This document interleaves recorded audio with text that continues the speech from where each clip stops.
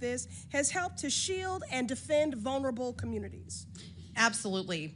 Without our courts upholding the rule of law and upholding the rights of people, right now there could be federal funds frozen across the country that would endanger things like Head Start and Meals on Wheels and community safety programs, including community safety programs that help prosecutors and help law enforcement in states and communities across the country.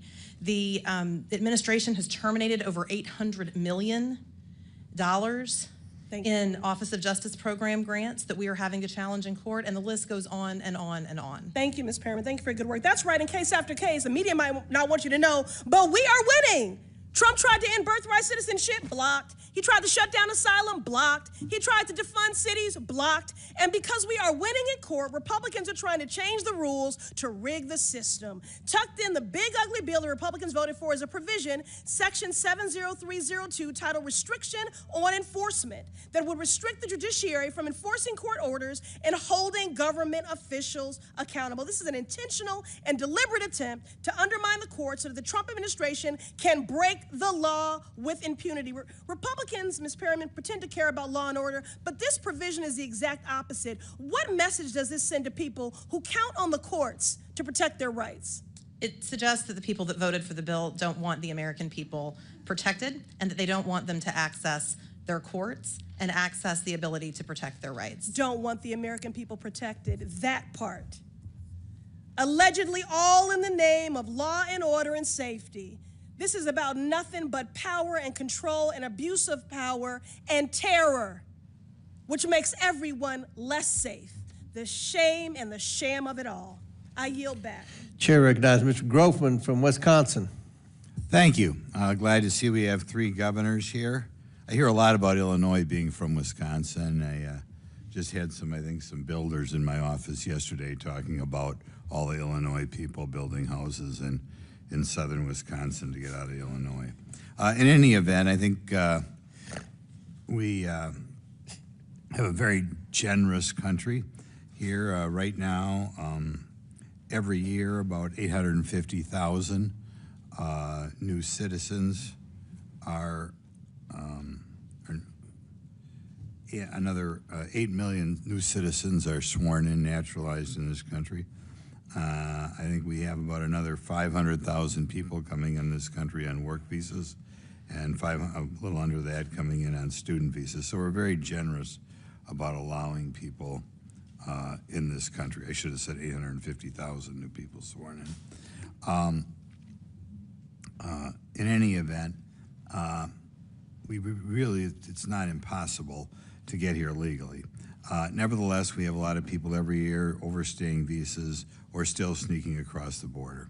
And the question I'm going to ask you guys and gal is, do you believe we should have immigration laws in this country? We'll start, I guess, we'll right down the line. Governor Walz. Congressman, the question is, should we have immigration laws? Yes, that's it. Yes, we should. Governor Pritzker. They're very important. In fact, we should have more robust immigration in this country, and it should be done under a law. Ms. Hochul? Yes, of course, we should have immigration laws. Okay. In fact, we do. The question is, when people come in this country and break those laws, do you believe they should be enforced? Let's say people come in this country, you know, Gulf of Mexico, Pacific Ocean, however they come here. Should they be spun around and sent back out of the country, or should we just allow them to stay here? It depends if they're, Congressman, if they're coming on an asylum claim, protected status. Exact question is, assuming they come on an asylum claim and that claim has been rejected, should they be allowed to stay here? The judge denies their asylum claim? No, they should not. They should not be able to. Governor Pritzker, if somebody's overstaying, we'll say a different way, overstaying their say work visas, a student visa, should they be allowed to stay here or should they be removed? Given due process, sir. Should they be removed? Due process is required, yes. Okay, Governor Hochul. Yes, agree. Following due process, the federal government has the authority to make those removals. It has nothing to do with. I'll ask you: should people who are here illegally get welfare benefits, Mr. Governor Walz? By that, food stamps, low-income housing. Should they get assistance that would be here, Yes.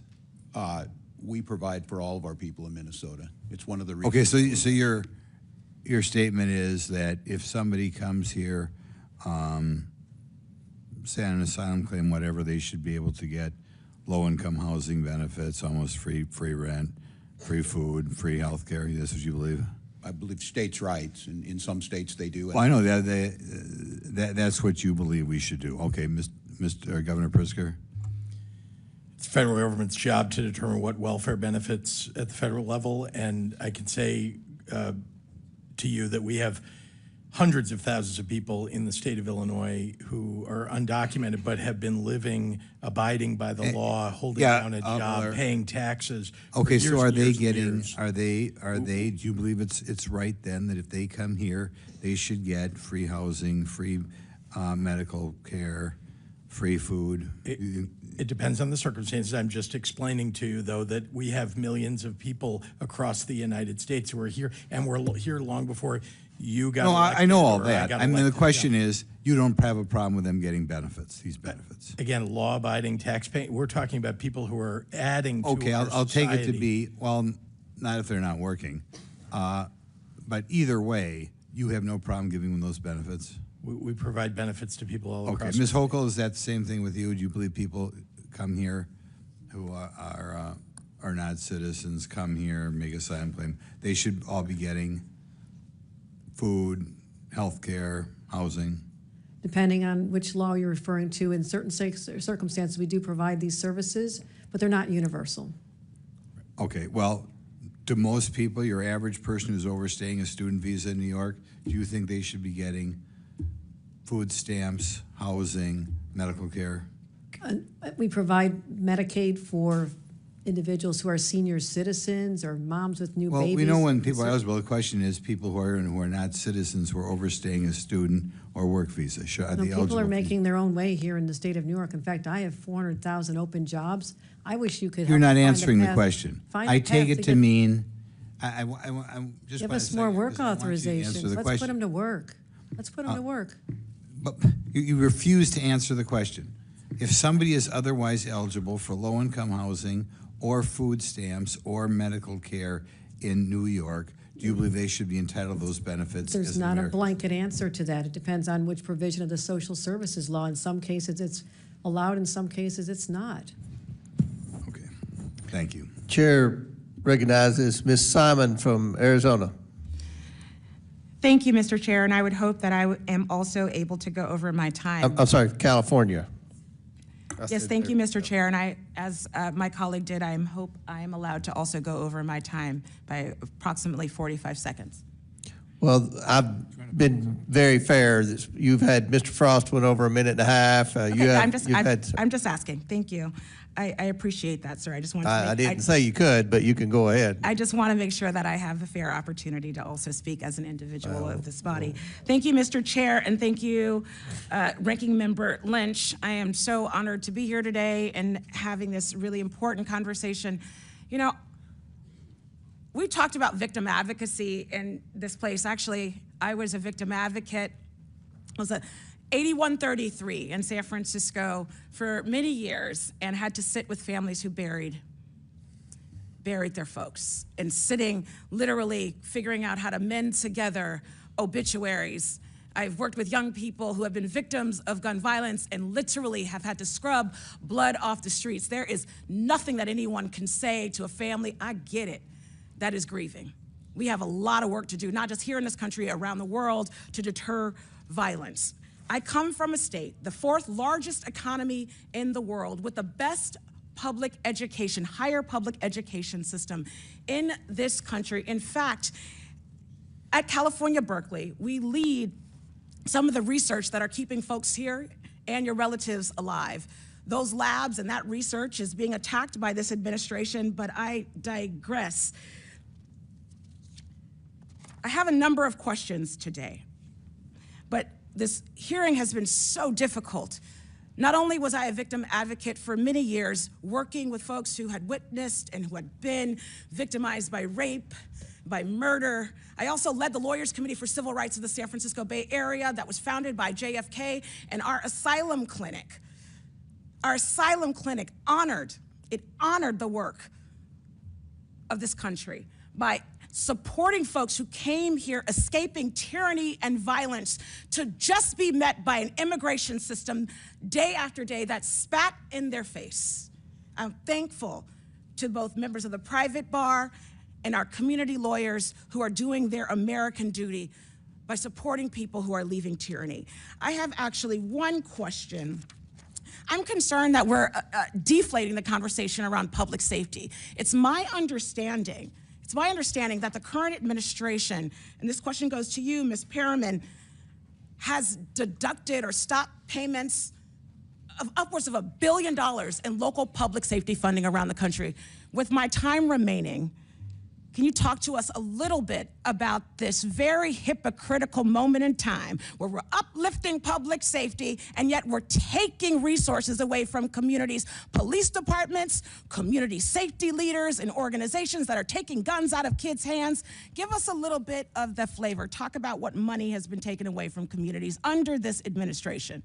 Yes, since January, the administration has abruptly terminated a range of funding and grants for community programs across the country, including grants under the Office of Justice Programs, which was obviously a law that President Reagan signed. And there's been over 800 million grants and funding that have been abruptly terminated that we are having to litigate right now. They have also cut off funding for programs that help lawyers and law enforcement become trained in what they're doing in communities across the country to keep people safe. And then I know that one of the colleagues mentioned terrorism, and as part of the administration's broader funding freeze, federal funding freeze that we had to block in the first weeks of this administration and that remains blocked by a federal court, officials from states like Arizona and Oregon swore out declarations in court talking about the risk to counterterrorism funding that they were concerned about with respect to this administration's federal funding freeze. Those are just some examples. Our team is literally in court every single day. Ms. Perriman, so would you say, is it of your knowledge that police chiefs, their grants have been frozen? Yes, many people in community safety programs. And so taking away literally upwards of $1 billion in local public safety funding from around the country, including violence prevention and gun safety programs, would you say this administration is making us more safe or less safe? Less safe. Any members, any other governors? Do you have any? I have a few seconds. We have programs that we work with the federal government between cities, law enforcement, and federal government law enforcement that are being torn apart. And, drug task forces, our gang task forces, gun task forces, this is making us less safe. Grants for rape kits and rape investigations, the disembowelment of the Department of Education, including the Office of Civil Rights that investigated rape and sexual assault on college campuses, decimated. I would agree that our administration is making us less safe. Thank you, and I yield back. Thank you, Chairman, for the extra time. Chair recognizes Mr. Perry from Pennsylvania. Thank you, Mr. Chairman. Sad to say I'm disappointed today, but, governors, Ms. Perriman, welcome to the House of Representatives. Great to have you here and hear about your thoughts and views on things. Governor Pritzker, you said, I think numerous times now, that the president broke the law. You're an attorney, right? Northwestern? Is that where you went to law school? Congressman, yes, sir. So just, can you cite which law in this regard he's broken? Well, there have been congressionally approved appropriations that this president has cut off, and we've had to go to court. That's illegal. We've had to go to court to have it reinstated. It's illegal. It is illegal. illegal. If you have to go to court, it's illegal, and it's still working Yes. its way through the courts, right? Yes, but things Okay, have been so ruled on already. It's not illegal yet. It's your opinion, but regarding when a judge rules on it, okay, that's the law. Okay. It's the law at that moment until the next judge rules on it. Okay. Right? Because you understand the court system. You're the attorney here. I'm not. But you're not saying he broke the law regarding the riots in Los Angeles right now, or are you saying that? That hasn't been ruled upon yet, so. But are you saying the he broke answer the is, law in I that believe regard that he or not? did, but that is not what I'm referring to. Okay, you're not referring No, to I that. just Okay, told you all right, there I are just want to be clear appropriations, about congressional that. appropriations. Because the that have been implication, cut off. because of what this hearing is about, is that you're saying that he broke the law regarding the mobilization in Los Angeles, and you're not saying that. I want to make that clear. You're not saying that. What he is doing is overstepping his authority, and we are going to court. Oh, okay. So And so let and me we are ask you a backing couple up. questions because I want to go through a little Yeah. walk down memory lane here in history for you. In 1794, George Washington mobilized the military. You familiar with the Whiskey Rebellion? Yes, sir. Okay, so was Washington beyond his scope? Did he overstep? What about inciting riots I'm just on asking January if he 6th did. at the Capitol, right We're in this building? Sir, What you're asking, I'm asking, you're saying he's breaking the law. yes, Ms. he Hochul, has broken Governor the law. Hochul, and he you're is also breaking an attorney. How about Abraham Lincoln, 1862? Did he do it? The abuse of power is an overreach into the Okay. How responsibility about of Dwight state Eisenhower? Did he do it when he mobilized? in situations where John you're Kennedy. overruling. John Kennedy. You seriously don't want an Twice. answer from me. John I won't F. even Kennedy. bother. How about Lyndon Johnson, 1865, 1965, and 67, and 68? Is that you're saying that's against the law? What the president is now doing? Are you guys? You're the attorneys here, and I'm not talking to Governor Walz here because he's not an attorney. He called himself a knucklehead, so I'm leaving him out of this right now. Are you guys familiar with sections 251 through 255 of Title 10 of the U.S. Code? The conditions under which a president may usurp the authority of a governor in activating the National Guard is under an invasion or an insurrection. I would argue that neither one of those Governor standards have Hochul, been met. I would refer you to section 253. I'm not going to bore everybody with reading it for you, but you're wrong. And to accuse the president, quite honestly, that's the least that you've accused him of. You've also, in this room, he's been accused of being a dictator, maybe not by you. And if you're willing to say he's not one, we'd love to hear it. But also that the law enforcement agents are Nazis with Gestapo-like tactics. Governor Walz, you mentioned that in a commencement speech. Now, let me ask you, I'm going to ask each three of you this. 8 CFR 287.7. It arises from the Secretary's power under Section 103A3 of the Immigration and Nationality Act, the INA. So do Sections 236, 241, 287. Are those things laws that should be followed and enforced? Are you okay with those things being laws and enforced or not? For federal immigration laws are designed to be enforced by the federal government. So you're okay. You're okay with that? Is that each one of you? The state cooperates. I don't know what you read. I don't have that in front of me.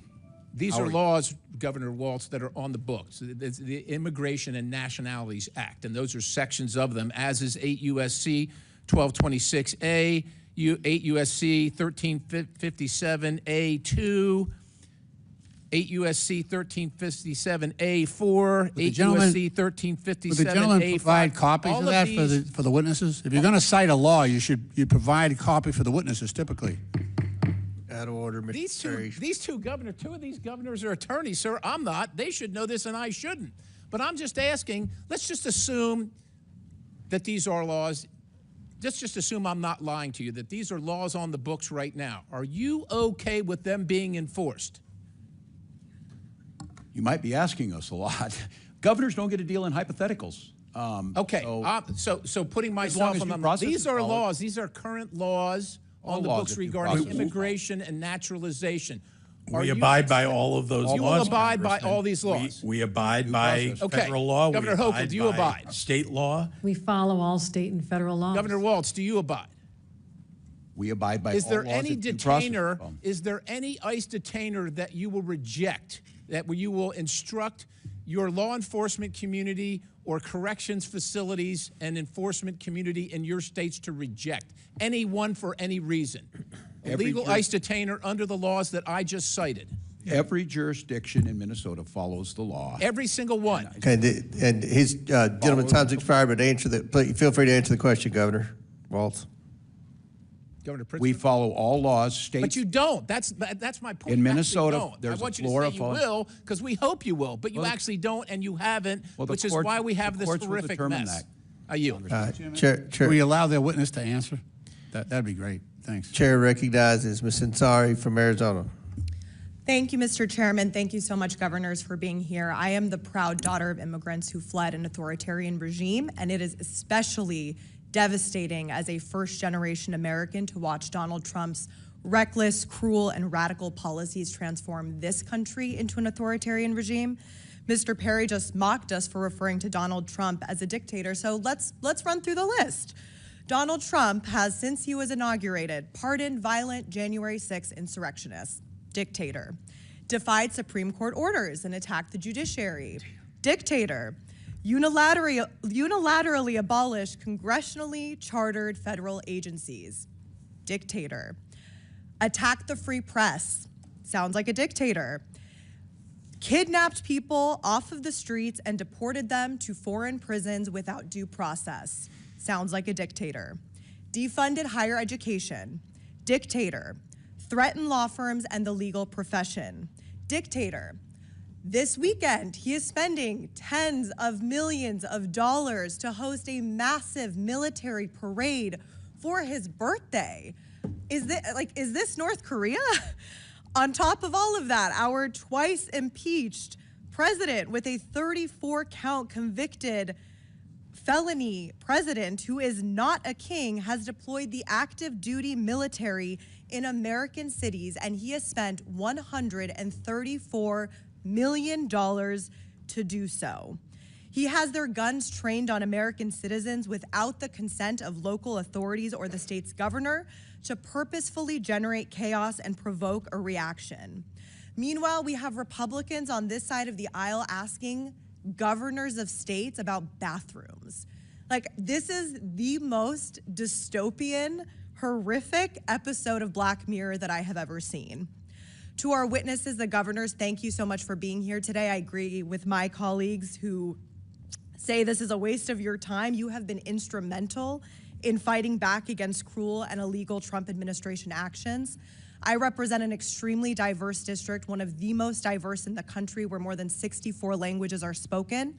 I can tell you that the actions of this administration towards immigrants and immigrant communities is a blatant abuse of power, but more importantly, these steps are harming our economy and our national security. So I want to ask you a little bit about that. Governor Walz, can you share the ways in which immigrants contribute economically to your state?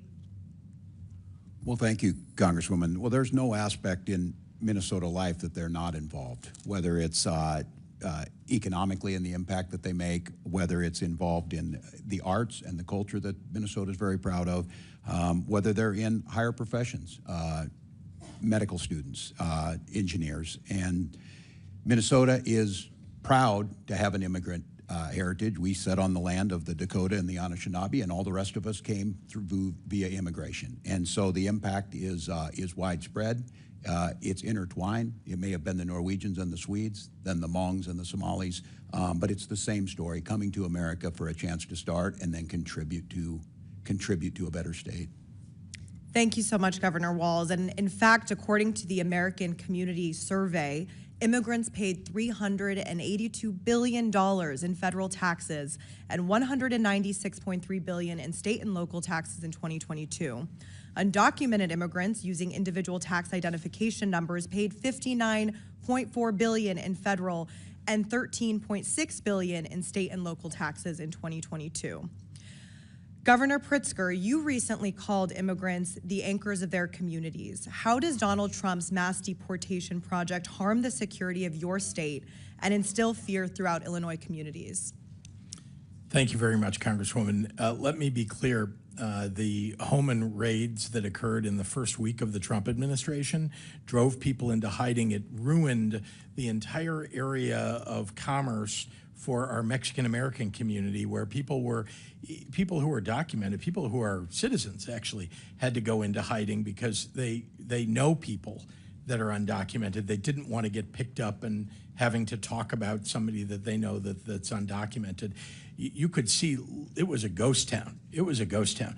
We've had people who are working, I'm talking about for decades, who've raised families, who are paying taxes in my state, who have had to flee. And these are good people. These are our neighbors. These are people that are bringing culture and art to our communities, people that should be given an opportunity, if we had good immigration laws, to apply to stay legally in this country and maybe to become U.S. citizens. Indeed, many of them have proven themselves to be maybe more worthy than some people who are already U.S. citizens. Let's give them an opportunity. So I can tell you that it's had a profoundly negative impact on my state, that Donald Trump has been attacking people who are not the problem. Let's go after people. If you're talking about terrorists, and one of the congressmen mentioned that, let's go after terrorists. Let us know who they are. We will go arrest a terrorist any day of the week, every day of the week. Governor Hochul, if you could also answer. I'm very proud to represent the state that has the Statue of Liberty in our harbor. Millions of migrants and immigrants have passed through, including my own grandparents. My grandfather was a migrant farm worker. They are an important part of our identity, our economy. The diversity of New York is what sets us apart and makes us so fascinating and so desirable for businesses large and small.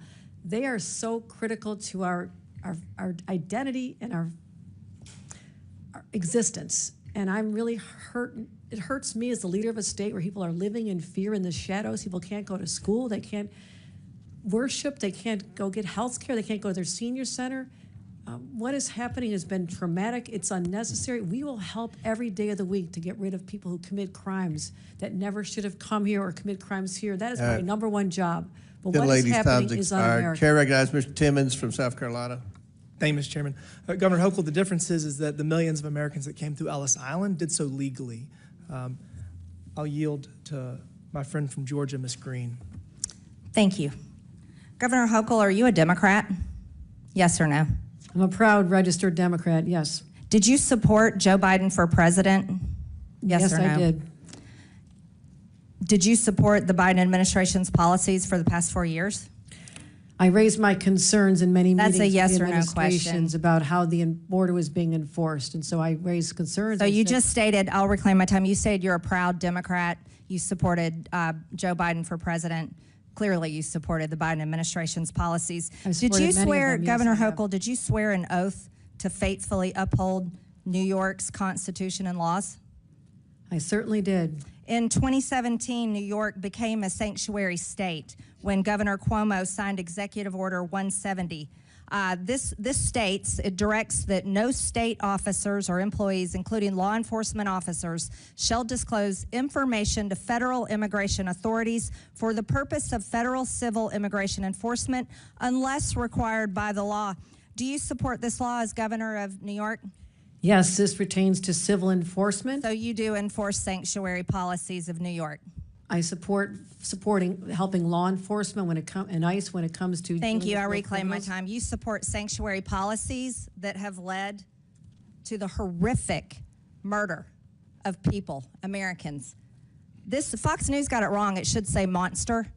Arrested in broad daylight rape of a 13-year-old in a New York park. This girl was raped at knife point in the park near New York Mets Stadium. That's your state, Governor Hochul. New York Post also got it wrong and called him a migrant. That's a monster. Busted in brutal beating of New York PD cops in Times Square are members of bloodthirsty Trinidad Aragua gangs. That's your state where you support your sanctuary state laws.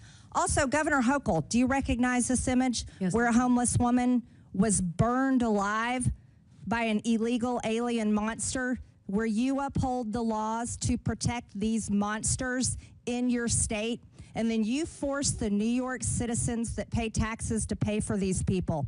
This is the result of your sick and disgusting treasonous laws that you uphold as governor. New York is not a sanctuary state for criminals. I didn't recognize you, Ms. Hochul. This is my time. Do you know the name Laken Riley? Do you know the name Laken Riley? Yes, I do. Oh, you do. Jose Ibarra murdered 22-year-old Laken Riley. He's an illegal alien monster from Venezuela, convicted of 10 charges. He was first arrested by the Biden administration that you stated that you support. Joe Biden for president, right? Proud Democrat, Governor Hochul. first arrested at the border and released by the Democrats that you support. Then, guess what? He made it to New York because the Biden administration flew illegals all over the country, and your state was one that accepted them. He lived at the Crown Plaza Hotel in Queens, an upscale hotel that was turned into an illegal alien shelter at the taxpayers' expense. $2 million a month went to this hotel. The second time he was arrested was in the state of New York for endangering a child. But he was released quickly before ICE could even issue a detainer, because you support those laws, Governor Hochul. Then he flew, get this is shocking. He flew from the state of New York to my home state in Georgia, and you all paid for it. Because, why? Because it was reticketing, and that was the little gift that you were giving my state by sending monsters there. Cost the state of New York $5 to $10 million a day to feed and house illegals. Are you smiling at me about this? No, I'm not. You look like you got quite a smile on your face. No. Because I can The tell you gentlelady people, will not. this is my time, reclaiming my time. I'm thinking about attack the witness. Don't you dare Don't attack the smile witness. about the murder of I'm Lake and thinking about her Riley. parents. The third Don't time, question the how I third look. time Jose My heart is Ibarra- breaking for her my parents. time, Governor Hochul. The third time he was arrested was in the sanctuary city of Athens, another Democrat policy.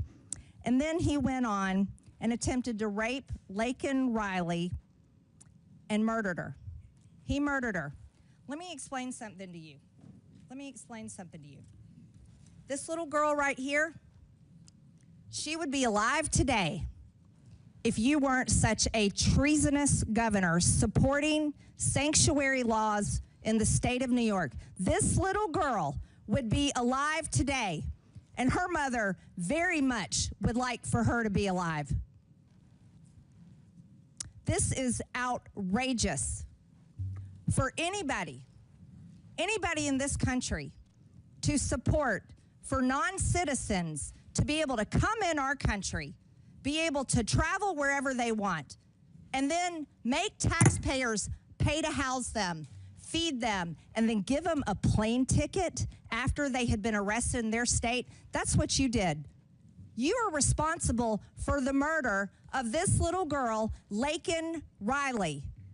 And the Department of Justice should prosecute you for her murder. Objection. Objection. I don't care how much you object, and if you support it too, you're responsible for her murder. All right. I yield Gentlelady- back, Mr. Chair. On a point of order. Gentlelady- On a point of order. Gentlelady's time's On a point of expired. order. State your point. Mr. Chairman, these witnesses have been here for over 4 hours. They've all voluntarily have been engaging with our members with respect. They've all treated our members with respect. Laken Riley is dead forever. Forever. Forever. They can sit there all day. My time. Hold on. No, Reclaiming state your point. I'm trying to. State your point. No, let me do it without it's a interruption. point of inquiry, not a debate. You've had your time. Our rules, if you would let me speak, our rules of decorum dictate that our witnesses should be treated with respect, and I ask you to enforce decorum and remind committee members to treat our witnesses with respect. Our members are treating the witnesses with respect. This is not a courtroom. We engage with the witnesses, and I think everybody's acted within the realm. We haven't cried and screamed when you all are criticizing the current president, even though that's in the rules, not to criticize. The law and how they look. How they look. All right. That's- Maybe Mr. Chairman. if you win the chairmanship, if you all flip the House, you win the chairmanship, then you can do what Ms. Crockett says she's going to do and then try to impeach Trump again or whatever you're all. Mr. Chairman, is there any chance you would yield me 30 seconds to just respond that we are heartbroken what happened to her family? Laken Riley should be alive today. And I'm so sorry for what happened to her. I truly am what happened. But this has nothing to do with our civil enforcement of the laws. We are always cooperating with criminal investigations, always have, always will. So misstating our policies is not serving the purpose of making sure we have meaningful policies that'll actually move the dime. Why aren't we working together to come up with meaningful immigration reform, secure our borders, do vetting at the border? We're simply asking. We're going to go back. Okay, Governor, with all due respect, there was no the policy of the previous administration was an open border. It was an open border. You all supported that. Now you're saying we need. Point of order, whose You were time is saying it? you were, no, wait a minute. Point of Ms. inquiry, whose time is it? Ocasio-Cortez, I will recognize you because I like you. Thank But, you. but here, Thank you just so a much, second. Mr. Chairman. I appreciate that. Here's the border was open, and you all said nothing. All right, now you said we had to pass legislation. We didn't have to pass legislation. Donald Trump secured the border on the first day. Now, there's no question you all have been obstructing and criticizing and failing to work with this administration in trying to apprehend the criminal illegals. That's what this hearing's about. It's not about theater. It's about trying to get a consensus on working with this administration to deport the criminal illegals. We do it every day of the week, Not defend all Mr. the Chairman. people who are over here illegally, to deport the criminal illegals. So We do it every day of the everyone's week. out of order. I'm going to let Ms. Ocasio-Cortez state her point, and then we're going to go to Ro Khanna. Oh, we can continue. I was just curious whose time it was, but we can proceed. right. Thank you. Mr. Chairman, I have a unanimous consent request. Okay. I'd like to seek unanimous consent to enter into the record this tweet. Just happened, stunning. Senator Alex Padilla from California was just forcibly removed from the news conference being held by Without DHS. objection to order. You just have to state the title. Go ahead. This is the title. Mr. Lynch. Chair recognizes Mr. Lynch. All right. Mr. Chairman, I have a unanimous consent request. This is from MSN. Unquestionably in violation. Judge says U.S. government didn't follow court orders on Without objection, so ordered. Deportation. The next one is from Rolling Stone. Trump has now deported multiple U.S. citizens, children with cancer. Without objection to ordered.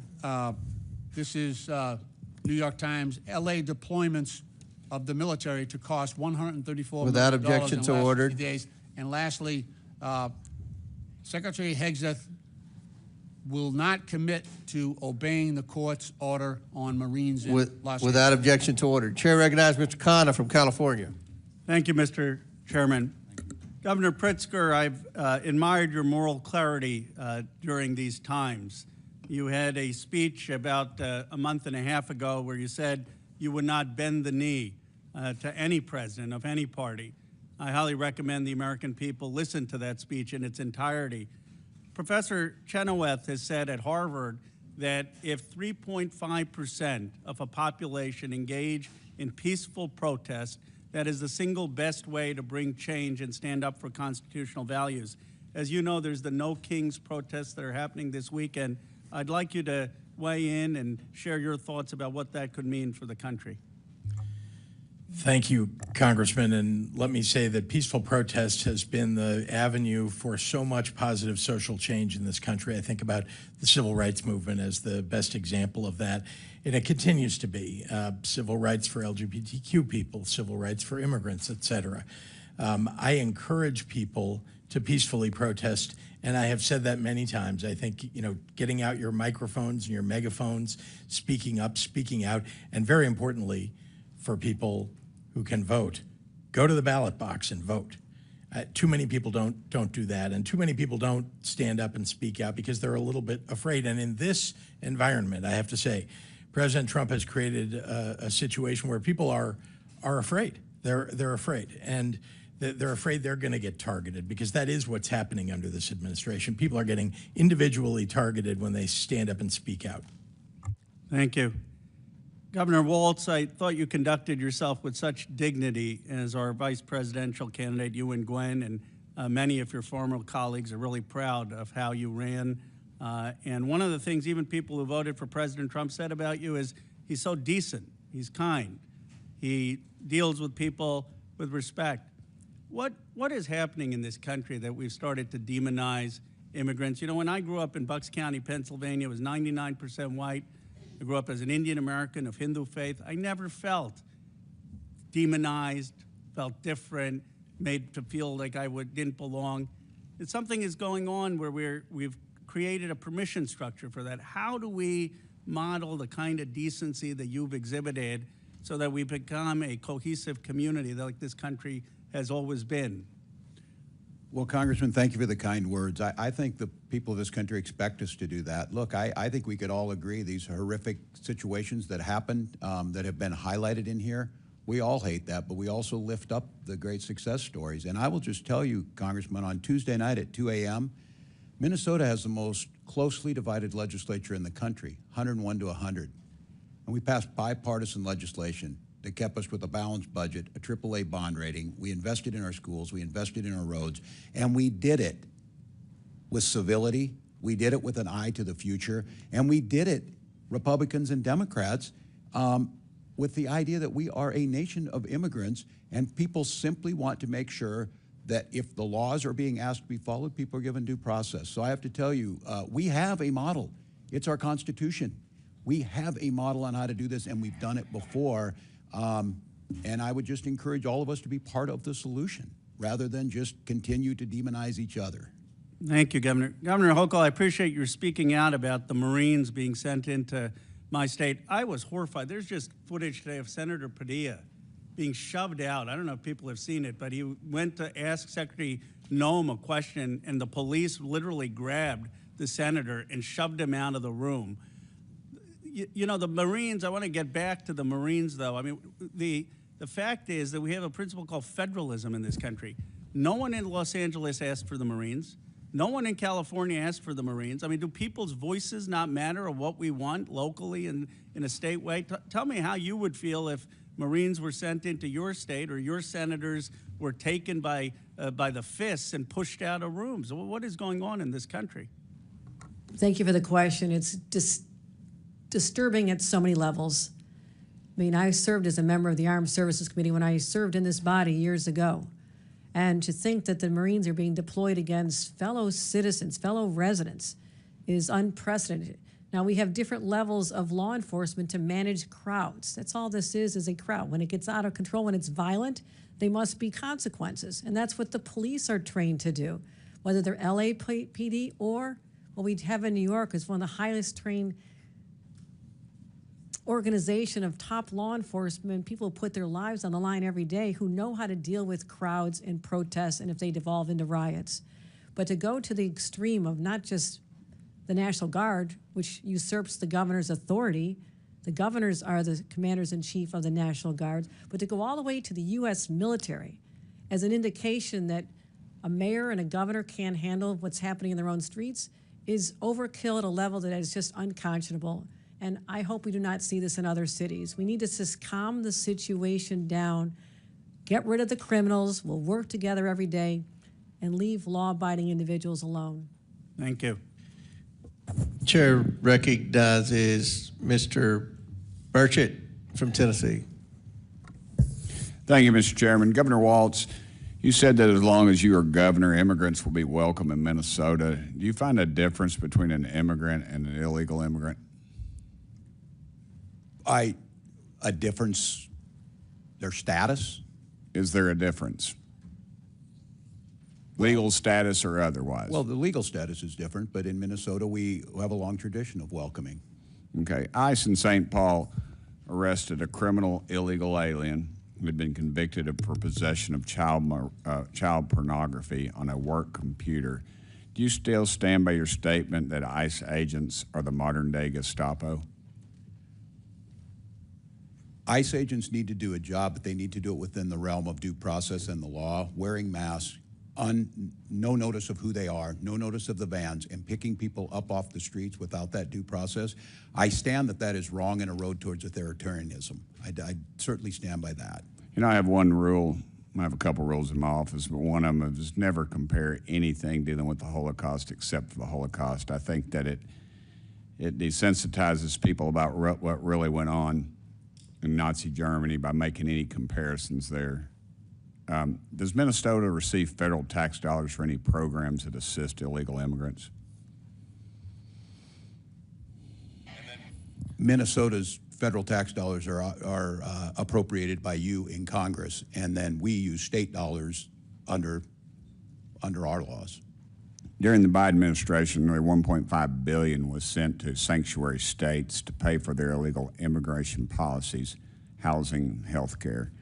Governor Hochul, are crimes committed by illegal aliens preventable, in your opinion? Our law enforcement is highly trained in how to identify prospective perpetrators, but certainly we try to prevent crimes, and we also work to resolve them and make sure that if there's a crime committed, that people find their time in court and are incarcerated. That's Yes, how it's ma'am. always worked. By definition, illegal aliens are unlawfully present in the United States. They should not be here in the first place to commit crimes. Don't you agree with that? It depends on the circumstances of coming over. I mean, there's civil violations, there's also criminals. So it's the federal government's determination on the status of an individual. If they're But I mean, if they're not here, the crime's not going to be committed. I think if there was If not they're a not going to single, be here, ma'am, the crime is not going to be committed. if there was a no one young in our man whose country, no fam- crimes would be committed. I suppose you could say the same thing. A young man in my district whose family is very close to me lost their son to an illegal alien, and I can guarantee you if that illegal alien, if we'd followed the laws of the land and there'd been some enforcement, that young man would be here today. Well, let me ask you this. Why did your state issue say that you are welcome with open arms in reference to illegal aliens? That was a direct quote attributed to you, ma'am. It's a 400-year history we have in the state of New York of welcoming all. I don't know why we would change that now. Okay, Governor Pritzker, you mentioned in your opening statement that criminals have no place in our country, but Cook County released numerous criminal migrants last year, including one that was charged with raping a minor. Why would you release a criminal rapist back into your community? Thank you, Congressman. First of all, we don't need to release somebody if ICE or another law enforcement authority shows up with a judicial warrant. Then that's just the fact. And if somebody gets released, it's usually because they've had due process and determined not to be eligible to be held. That's okay. But do you know what happened after that individual was released? I don't, but again, a judicial warrant, if appropriate. I'll tell you, 17 days later, he was charged with a homicide. And in Cook County, also released a migrant charged with domestic violence in August of 2024. Do you know what this individual was charged with 1 month later? No, sir, I'm not sure what. Aggravated criminal sexual assault and abuse of minor. And as awful. governor, have you done anything to ensure local and county governments aren't releasing illegal immigrants charged with sexual or violent crimes? As a matter of fact, first of all, we chase down criminals every single day. We put them in jail. We try them, put them through due process. They get convicted. They get put into our correction system. We do that every single day. You're implying that we're not. We are. In fact, our law enforcement are some of the best in the country. They do their job. Well, if these laws were enforced, then I would assume these people wouldn't be back out on the streets so freely. How many programs does Illinois have that explicitly supports illegal immigrants? Sir, we've created programs to deal with not illegal. I mean, we have one program that's related to undocumented people who are. I'm out of time, They're but the most vulnerable. the answer is at least four. Health benefits for immigrants, HBIS, health benefits for immigrants, adults, HBI, retention of Illinois students, and equity RISE is the acronym for that act, in the Illinois Dream Fund. And I'm sorry I'm out of time, Mr. Chairman. I yield back. Chair, that's Mr. Min. Mr. Chairman, I'd like to finish the title of the article that I was trying to read into unanimous consent. Okay. Stunning. Senator Alex Padilla, California, was just forcefully removed from the news conference being held by DHS Kristi Noem in Westwood. Senator attempted to interrupt That's the Noem. title? He was handcuffed in the hallway, yes. Thank you. Mr. Chairman, for the record, he rushed the podium. He was being disruptive, and that is not conducive to A senator member was of elected forcefully body. shoved Thank to you, the Mr. ground and arrested. All by right, police order. officers. Chair recognizes Mr. Min from California. I just want to follow up my Republican colleague's comments since he's talking so much about sexual assault and note that our current president was found civilly liable for sexual assault. I also want to note that Elon Musk, and for the record, just want to note that Elon Musk, who was once part of this administration, not so long ago, accused the president of being part of the Epstein files. So all of great interest and something perhaps we should look into some oversight on. But governors, I want to ask you a few questions. Please raise your hand if your state has any laws or policies that prevent ICE from enforcing federal immigration laws. Note for the record that no one has their hand up. Governors, please raise your hand if you're aware of any laws or policies that prevent federal authorities from enforcing immigration laws in any city or state in the United States. Again, no hands are up, and that's because there's no such thing as sanctuary from federal laws anywhere in this country. What is really at stake here is whether state resources, including National Guard troops, should be used for Donald Trump's immigration policies, or whether National Guardsmen should be used primarily for responding to state emergencies, supporting state law enforcement priorities, or whether they should be conscripted to support ICE. This is really a question about states' rights, and it's being starkly illustrated right now with what's happening in Los Angeles, just up the way from my district in Orange County, where the Trump administration has claimed authority to deploy 4,000 troops from the California National Guard. I also want to note that the existence of the National Guard is rooted in the Second Amendment to the Constitution. A well-regulated militia being necessary to the security of a free state, the right of the people to keep and bear arms shall not be infringed. The first part of that amendment, the part my Republican colleagues always forget to quote whenever they cite the Second Amendment, is the key part of it. A well-regulated militia being necessary to the security of a free state, with state being capitalized so that we know we're talking about the states in the United States of America. The Second Amendment guarantees the state the right to keep and maintain a well-regulated militia, which is the basis for the National Guard.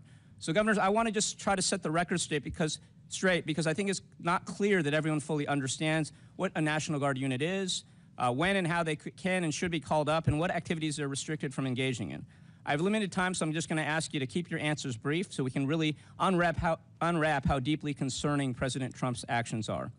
Governor Walz, in a sentence or two, what does the Minnesota National Guard do, and how does it serve the people in the state of Minnesota? Has a dual role. I know this personally from 24 years. You can be deployed federally under Title 10 with the President's authority or Title 32. In Minnesota, we have used them everything from flood and tornadoes. We use them to help during the COVID pandemic, and they serve overseas when called upon. But typically they report to the state governor per Title 32 of the U.S. Code, correct? That's correct. And in times of crisis, a governor can activate the state's National Guard units to respond and assist. As you noted, under Title 10, the president sometimes has authority to deploy them. Governor Pritzker, in a few words, under what circumstances can or should the president federalize a state's National Guard? Well, the President of the United States, and I've been in office 6.5 years, has in fact deployed under Title 10 our National Guard to foreign lands. We have a terrific encampment of National Guard, Illinois National Guard in Poland. We have the largest Polish-American population in the country, and very proudly our National Guard serve all over the world, in fact, as part of our military to protect our nation. And so Title 10's Section 12406 allows the president to deploy National Guard troops when the United States is being invaded, when there is a rebellion, or when the president is unable with regular forces to execute the laws of the United States. Do you believe that the protests in Los Angeles or the ICE raids qualify for any of these particular provisions? I do not. Okay, thank you. And you're aware that Governor Newsom did not make any request to President Trump to federalize the California National Guard? He did not. In fact, he rejected it. And so this is illegal. It does not comply with the bases for deployment. It was done against the express wishes of Governor Newsom. Now, I want to highlight a key point that my Republican colleagues across the aisle should keep in mind regarding the federalization process of National Guard units. Even under Title 10, these troops may not be used for law enforcement purposes. And what we are seeing right now is a total violation of that. We are seeing them used to aid ICE raids, and I just want to note that ICE is acting largely as a civil organization at this point in time. Governor Hochul, correct or incorrect, being undocumented in the U.S. is a civil violation, not a criminal offense? Yes or no, please. I believe most cases are civil. In some cases, the federal government can determine that it's a criminal violation, right? And correct or incorrect, deploying U.S. Marines to support ICE raids constitutes a law enforcement purpose and non-national security purpose. It feels to have crossed the line, given that we have highly trained local law enforcement who are more than capable of handling those situations. Thank you, and I'll just close with this. There's no rebellion. There's no invasion. Law enforcement has not collapsed. There's no national emergency. What is happening right now is not just unprecedented. It is illegal. And it is very alarming to those of us who care about democracy and the rule of that law. And with that, I yield back. But with unanimous consent, I would ask to introduce this article into the record. Marines to join National Guard troops protecting ICE agents. Without objection, so ordered. Thank you. Unanimous consent. Go ahead. Mr. Chairman, I ask unanimous consent to enter into the record this picture of Senator Padilla being knuckled and looks like he's being arrested and restrained by three police Okay, officers. I can't understand. we'll enter the picture in without objection to order. Chair recognizes Ms. Mace from South Carolina. Thank you, Mr. Chairman. Welcome to the unofficial 2028 Democrat presidential primary right here on stage at the Oversight Committee. Governor Newsom must be seething. The three of you beat him to the stage, but he's a little busy right now defending illegals and defending Antifa, torching what is left of Los Angeles. Governor Walz knows the playbook. In 2020, he rolled out the red carpet for anarchists while Minnesotans watched their neighborhoods burn. You've turned your states into sanctuaries for illegals. You've done more to shield MS-13 than to protect the single mom working 2 jobs in Chicago, Queens, or Minneapolis. And you've worked harder against ICE than with them. So Governor Walz, and boy, does that feel nice to say the word governor, my first question is for you. Did you know the Nazis killed 6 million Jews during the Holocaust? It's a yes or no question. Did you know the Nazis killed 6 million Jews during the Holocaust? Pushing my button, Dan. Okay. Yes, I believe that's historic. Okay, would you agree the Holocaust is the most horrific atrocity in human history? Yes or no? I think the Holocaust ranks amongst them, yeah. Did you know the Nazi Gestapo imprisoned, tortured, and murdered Jews by the hundreds of thousands and committed genocide against the Jews? Did you know that? I do know they operated as secret. Did you know ICE has done none of that? Yes or no? Operated as a secret police force? No, that's not the question. Did you know that ICE has not committed genocide against anyone? Yes, I do know that. Okay. Do you apologize for your disgusting comparison of ICE to the Gestapo, who killed hundreds of thousands of Jews during the Holocaust? As a history teacher? Yes or no is the question. A historical comparison. You're a governor. You understand what the question is. It's yes or no. Will you apologize for what you said about ICE, comparing them to ICE to identify who they are when they operate, to not use unmarked. Okay. Mr. Chairman, this governor, or honorable, can't answer the question. Do you believe the Nuremberg trials were a good exercise in holding the Nazis accountable? Yes or no? I think due process. Okay, so are you calling for ICE agents to be brought to a tribunal under the threat of death by comparing them to the Gestapo? Everyone is afforded due process. What don't you understand about yes or no? Like, what can't you comprehend about yes or no questions? I Do you still understand want being to a governor abolish is a ICE? different Do you job. still want to abolish ICE? Yes or no? I said I wanted to abolish ICE. Didn't you march in a rally calling for ICE's abolishment? Not that I can recall, Congressman. Well, according to widespread media reports, you did. And the media is always correct. How do you rate Kamala Harris's job as border czar? I want a number between 1 and 10. How was she as border czar? I wouldn't have a way to measure that. I was not in the administration. Weren't you her running mate for vice president? As in the campaign. And you wasn't can't part of the rate her role as border czar on a scale of 1 to 10. Was she great at 10 or was she a 1? Terrible. I think her proposal that she put forward to make sure we had the bipartisan immigration. It wasn't bipartisan. Did you ever personally speak with Kamala about Joe Biden's cognitive collapse?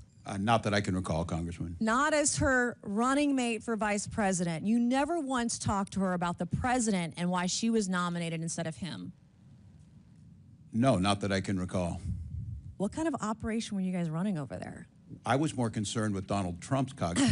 Thank God he's he's president and J.D. Vance is vice president and not you. Have you ever served in a combat zone, Governor? I have not, Congresswoman. Okay. Are you still friends with school shooters? I have never been a friend with a school shooter. Didn't you say you were friends with school shooters on the debate stage? Oh, Congresswoman. Yeah. I think that's very evident. As a teacher and a parent. My mom was a teacher. I'm a high school dropout. We can talk about that later. Is bullying okay? Is bullying okay as a teacher? Is bullying okay, yes or no? Is it okay to bully somebody? I think yes there's or a no? time to push back at a bully. So yes, I do think there's a time. So you think it's okay to bully others? I think it's okay to bully the bully at times. Well, you're showing that the Democrat Party is a party of violence. Were you at Tiananmen Square? Have I been to Tiananmen Square? I have. Were you at Tiananmen Square? I have been at Tiananmen Square. When were you there? Oh, as I recall, January of 1990. Okay. What is a woman? What is a woman is the question. I'm not sure I understand the question here. Well, that. What do you want me to say? This is. I want you to say that a woman like me is an adult human female, that men can't become women. You guys are the party of violence, and you're the party erasing women. You don't respect us. You're a bigot. You're a misogynist. You're a sexist. Mr. Chairman, I yield back. Congresswoman. Good lady, Mr. yields back. Chair Chairman, I would recognizes ask Mr. unanimous consent. Ocasio-Cortez from New York. All right, well, that was some kind of bingo going on over there. I don't know what's going on. Anyways. Oh, I know what's going on. Thank you to the witnesses for coming here today. I apologize for the treatment that the four of you have been subjected to. And Governor Walz, I just have to say, I know you're getting a lot of grief from the majority here, but you know, we are talking about individuals who have cheered on an individual who issued a Nazi salute from behind the presidential seal of the United States of America, who have cheered on the pardoning of individuals who attacked the United States Capitol and flew a Nazi flag and the flag of the Confederacy, traitors to the United States, sworn enemies of the United States of America, through the capital of this nation. And now they want to act offended because someone has the courage to say, if it walks like a duck and it talks like a duck, maybe it's a duck. So I want to thank you for not wavering to their bullying, which is unconscionable and sad to see. So I just wanted to let you know that, Governor. Thank you. Thank you, Congresswoman. To the three of you, Governor Walz, Governor Pritzker, and Governor Hochul, you three have each sworn an oath to uphold and defend the Constitution of the United States of America, correct? I'll start with you. Yes. Yes, ma'am. Yes, I have. And I imagine that also includes the Fourth and Fifth Amendment protections for due process and the rule of law. It does. Sure does. Yes. And that means protecting your people in your states, U.S. citizens and every individual, because that is what makes America great, that we are a land of the free and of rule of law, to protect them from infringements of their civil liberties, correct? Now, what we are seeing is a pattern where ICE is breaking the law. We have the detention of a U.S. citizen who has been detained by immigration officials. We have ICE here that has also blamed and arrested U.S. citizens for being simply suspected of being an immigrant, largely because of their appearance. In January, a Chicago-based U.S.-born citizen, Julio Noriega, was arrested by ICE and held in custody for over 10 hours. In April, a Florida Highway Patrol officer pulled over Juan Carlos Lopez Gomez, a United States-born citizen, and arrested him on suspicion of being in the country illegally. He had his real ID, his social security card, his mother presented his birth certificate, and they still didn't let him go. In May, U.S. citizen Leonardo Garcia Venegas was filming an ICE raid. He was arrested by ICE.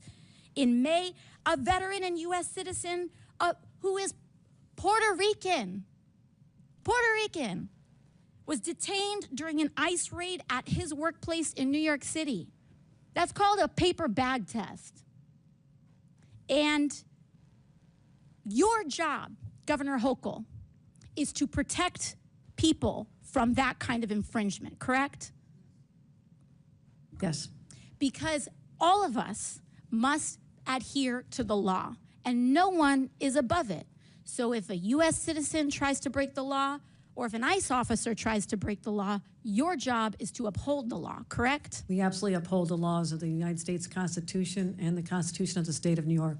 And sanctuary states are about U.S. citizens as well, having sanctuary against the attacks on our constitutional rights from illegal search and seizure. There is nothing preventing ICE from issuing a warrant and you having complete compliance with their request. Correct, Governor Hochul? comply in cases where there's been criminal activity alleged. Yes, we always do. But we're not involved in civil immigration enforcement because our state police that I control have to deal with other crimes that they're solving. And apologies, I just have 10 seconds left. But when they say illegal versus legal immigration, they are trying to end legal status in the United States as well. Correct, Governor Pritzker, with the end of TPS and making people undocumented by removing legal status, ending legal status, and then having the audacity to call them illegal when they were here documented, correct? Taking students' visas away from people, taking their legal right to be in the United States away from them when they've been granted maybe years earlier to stay. So I don't want to hear about how this is about illegal versus legal immigration. They are attacking legal status and removing legal status. The Republican majority is anti-legal immigration in the United States. And I want to make that very clear, and I yield back. Chair now recognizes Mr. Chair, Mark. unanimous consent request. Mr. Frost. Unanimous consent request into the record a NBC article, Senator Alex Padilla removed from news conference with Homeland Security Secretary Noem. All right, without objection to order. I have another one, the Hill article, Padilla forcibly removed from Noem press conference. Without objection to order. And I have a third one, Axios, Democratic Senator forcibly removed from DHS press conference. Without objection to order. Mr. Chair, also, we were just talking about this. I want to know if you can commit to working with us so we can subpoena. You're out of order. Chair recognizes I have Ms. a point Green. I have a point of order. No. I have a point of order. State your point. We need to subpoena. That's not Secretary a point of order. Noem. Chair recognizes We Ms. just talked Green. about this That's earlier. not a point. We talked Thank about you, thank you, Mr. Chairman. Reclaiming my time. Reclaiming my time. To the ground. Reclaiming my time. And handcuffed in his own damn Oh, Democrats can't follow the rules. Can't follow the law. Can't follow the rules. Can't follow the law. We need to subpoena Kristi Noem. It's Chair her recognizes staff, Ms. Green. DHS federal There's a officers privilege of that the threw a majority, US and that senator means to the we're in ground. charge, Just not this your morning we were side. talking about this happening Because to you governors. lost the All right, Ms. election. Green, we're going to start the Because clock. you You have supported anything the to say about invasion that? of our Frost. country. All right. It's my time. Will you Hold it. commit on the record Stop to the work clock. My on time. subpoena Thank you, Kristi Mr. Noem? Chairman. Thank you, Okay. Mr. Chairman. You're out of order. Chair recognizes Will Ms. you Green. commit on the record you. to subpoenaing Kristi Noem because a U.S. senator was just thrown to the ground and detained in his own Democrats detained- can't follow the rules. out of Can't order. follow the law. Will you Can't follow the Shut rules. up. Just shut Will you- up. No, you don't. Shut No, you're up. not going to tell me to shut up. Let's. How do you get him in order?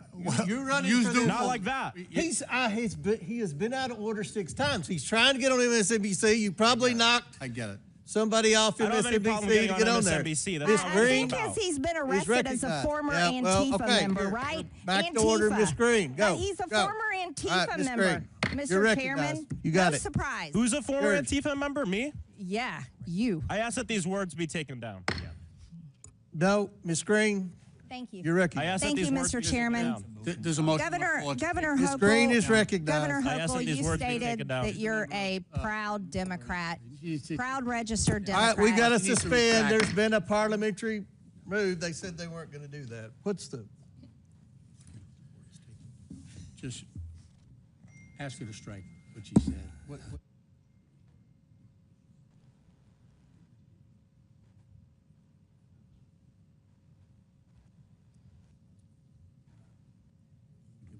Okay. Suspend for 2 minutes.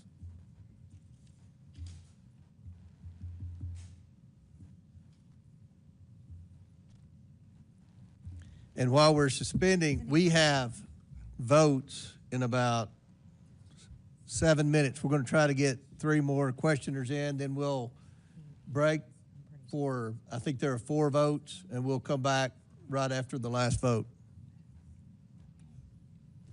We don't have that many more questioners, so.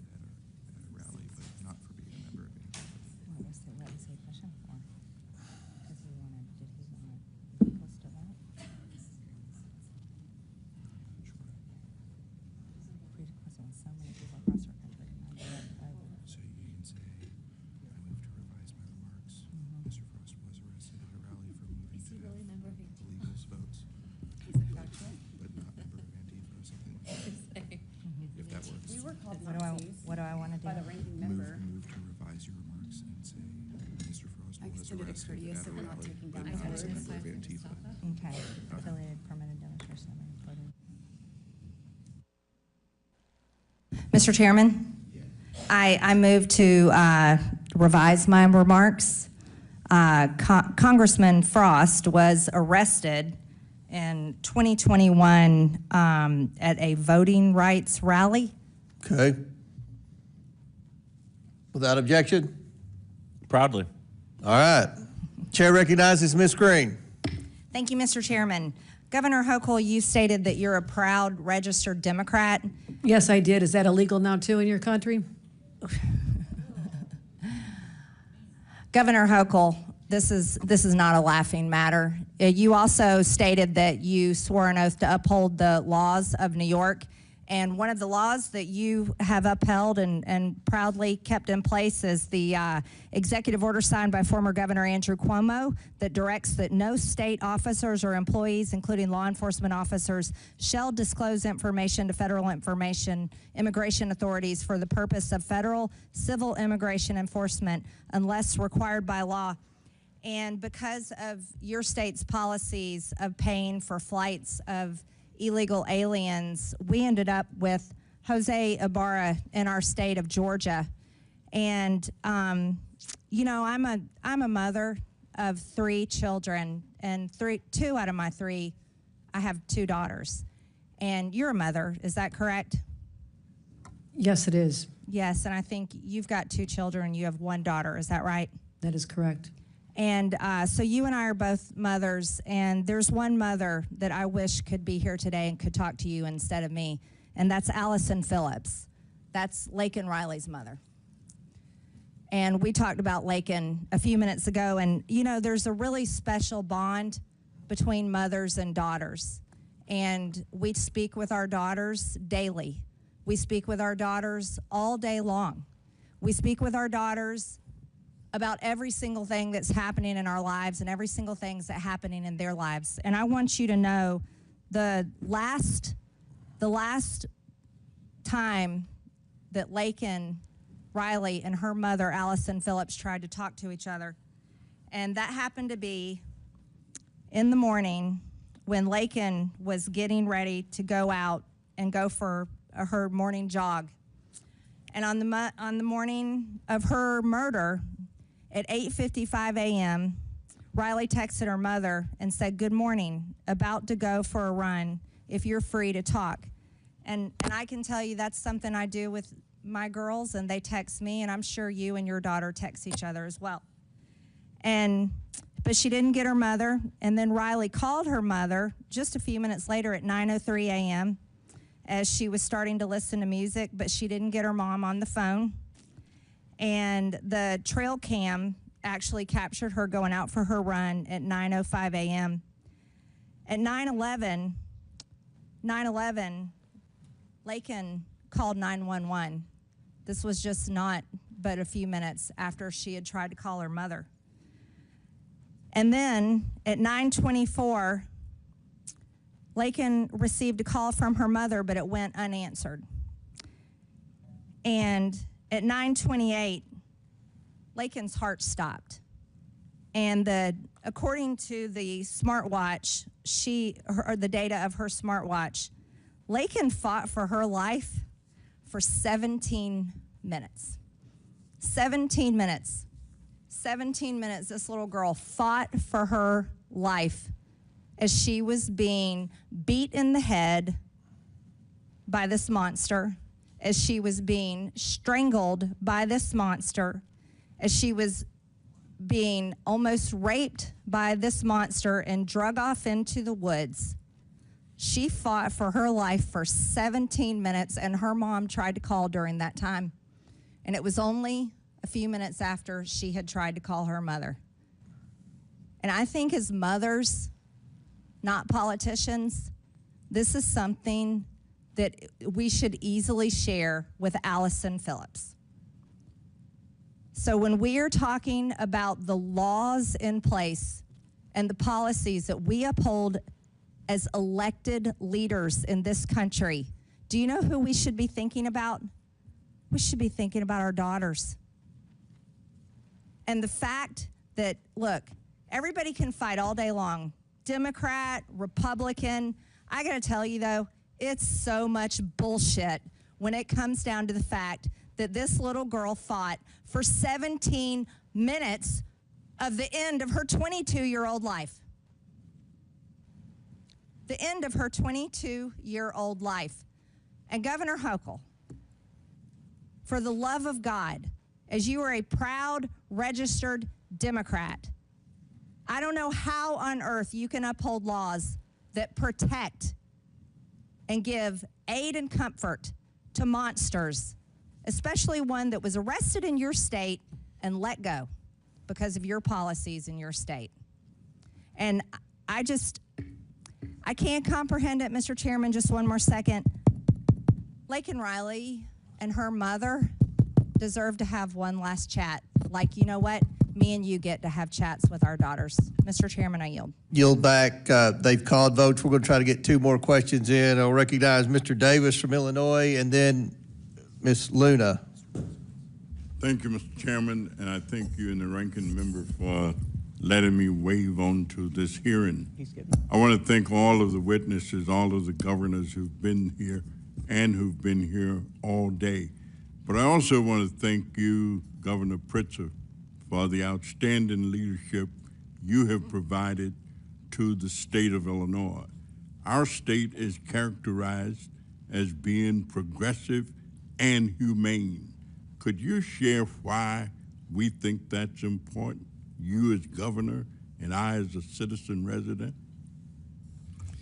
Well, we had to do a lot of reform of our state government in order to get there, but it's important to me that we provide health care, that we provide education for all of our people, that we have a policies and a government that take care of particularly those who are most vulnerable in our society, including working families, including the middle class. And it's very important to me that we be known for that. We are a state that is, frankly, cares a great deal about our fellow man. We are a state that is humanitarian in so many ways, and that stands up for the law. And so I'm very proud of our state. We have the greatest state in the country, the land of Lincoln, and we say that proudly because we know that Lincoln would be a Democrat today if he were alive.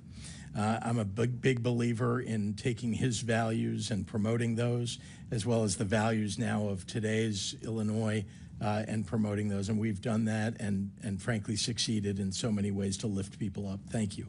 Well, thank you. We're proud of you and your leadership, and I yield back, Mr. Will the gentleman yield? Gentleman yields back. Chair recognizes Ms. Luna Mr. from Chairman, Florida. point of inquiry, did you skip me in the order on purpose? Just curious.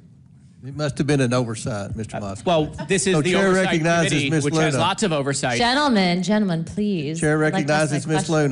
Luna. Just, suppressing free speech. It's Ms. Luna. Thank you very You're much, Chairman. First and foremost, I would like to take this opportunity to educate the American people on what's really happening right now with these riots. So I see right now there's a lot of back and forth and finger pointing, but the fact is that there is a financial tie to these riots, tied to immigration, that actually leads right back to the Communist Chinese Party. Straight up, the LA riots have been organized by an organization dubbed PSL, the Party for Socialism and Liberation, funded by billionaire Chinese activist Neville Singham, who spends part of his year by living in Shanghai. In addition to that, although he is not a registered foreign agent, he accepts a lot of money from the CCP and then turns around and funnels it right into some of these violent protests that we're seeing.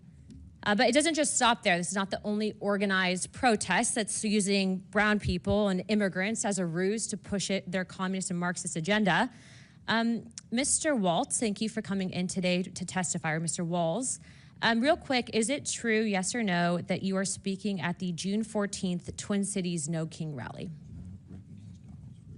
I can't confirm that right now. That could be true. Okay. Just so you know, they're advertising you speaking there. Okay. The graphic's actually on X right now. I'd be happy to provide it for you, so I'll take that as probably speaking.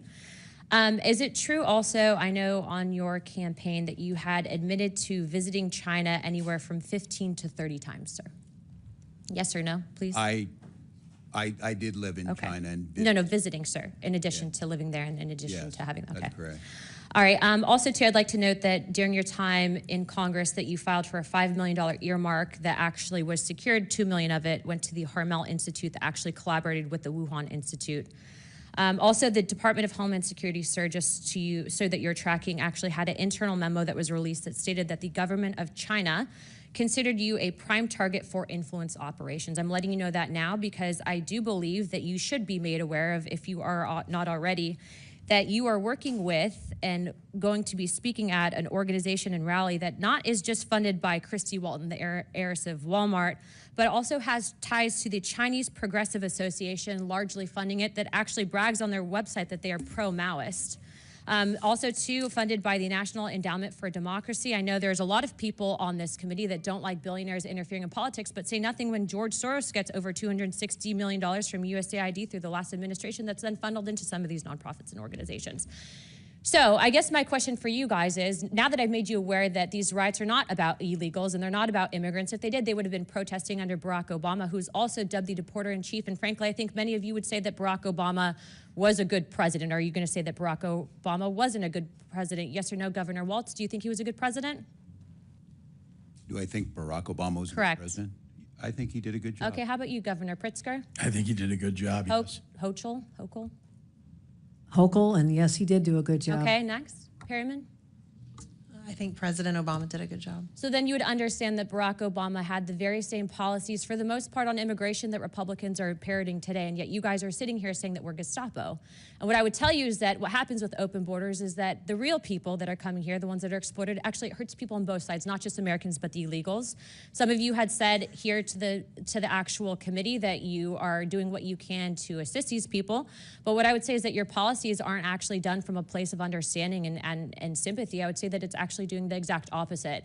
And when you use brown people, just like they use black people with BLM and Marxists during BLM to usher that in, when you use brown people and you put Mexican flags with them saying that you stand up for illegal immigrants, but you follow the money and it's going back to the Communist Party, what you're essentially doing is using your platform as elected officials, the trust that the American people have put in you, essentially to usher in communism. You're not actually fighting for American values. Don't roll your eyes, because it's a serious topic and that's where the money's coming from. So now I'm informing you, so now you guys can make your decisions, but please be informed, sir, Mr. Walz, that if you truly do uphold the American ideologies and perspectives on the Constitution, you should not be speaking at that rally. I've given you the correct information, and as of right now, I've authorized a letter to be sent to my office to the President of the United States to rescind millions of dollars in funding that we know are going to the No Kings protests that were authorized and basically given under the last administration. That is what Congress is supposed to do, not point fingers, not blame people, but actually ensure that the American people are protected and not fighting for foreign interests, foreign governments, and also the communist. Will the gentlelady yield for a question? No. You don't want to tell us what your evidence is of all this connections? Actually, no, I will yield. You know, to that. I appreciate Mr. Goldman, wait, you'll wait, get I 5 minutes. Take your word for it. But you'll appreciate we might want actual evidence. I would be happy to provide that, and I'd also be happy to inform Chairman that actually we have a letter of which you can sign on to. I know you like to sign on to letters with us, especially on the Epstein stuff. But we actually have a letter going out to Neville Singham on Friday, and it's actually signed by every single member of Oversight. I'd like to extend that to you because that letter is calling him to testify, and it's also calling for his financial transactions.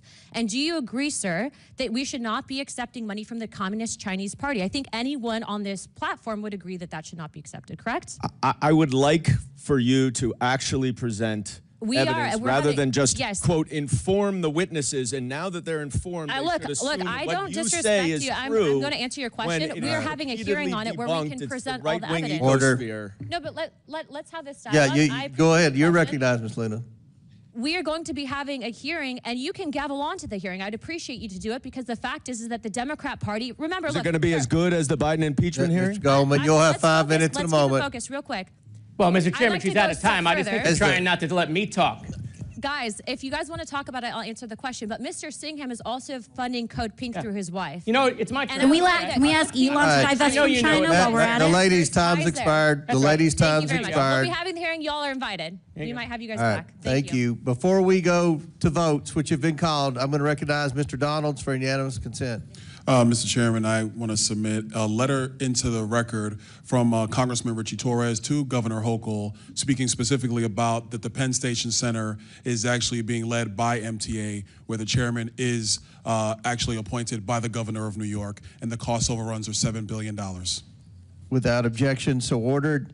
And again, the witnesses, I apologize. The votes were supposed to be at 4 o'clock when we scheduled this. They've been moved to 3.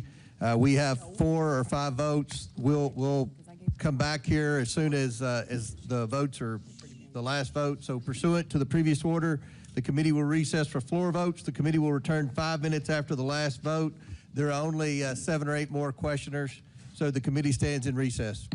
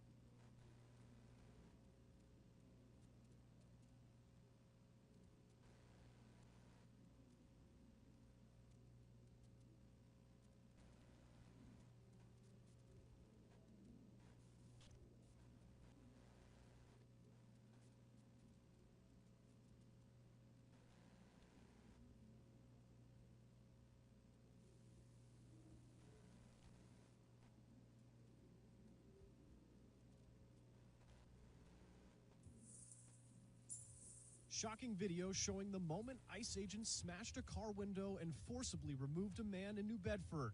29-year-old Juan Francisco Mendez has no criminal record and was... Stop! Ma'am, stop! Stop! Definitely a chaotic scene on Eureka.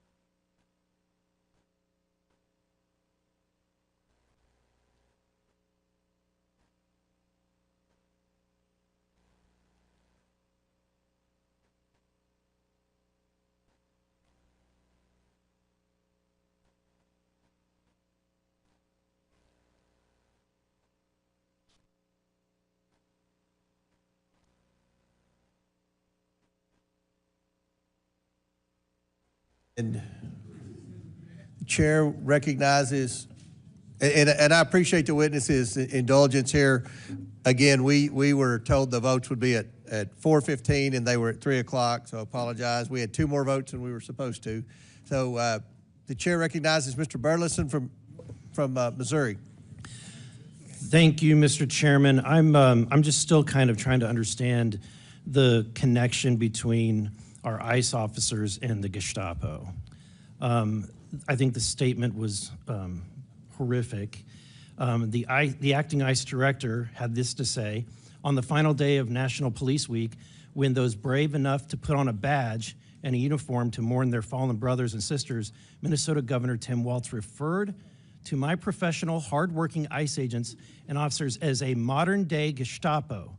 This is abhorrent, dehumanizing, and ignorant comments should not be tolerated. It seems that Mr. Walz prefers violent criminal aliens are released into Minnesota's communities.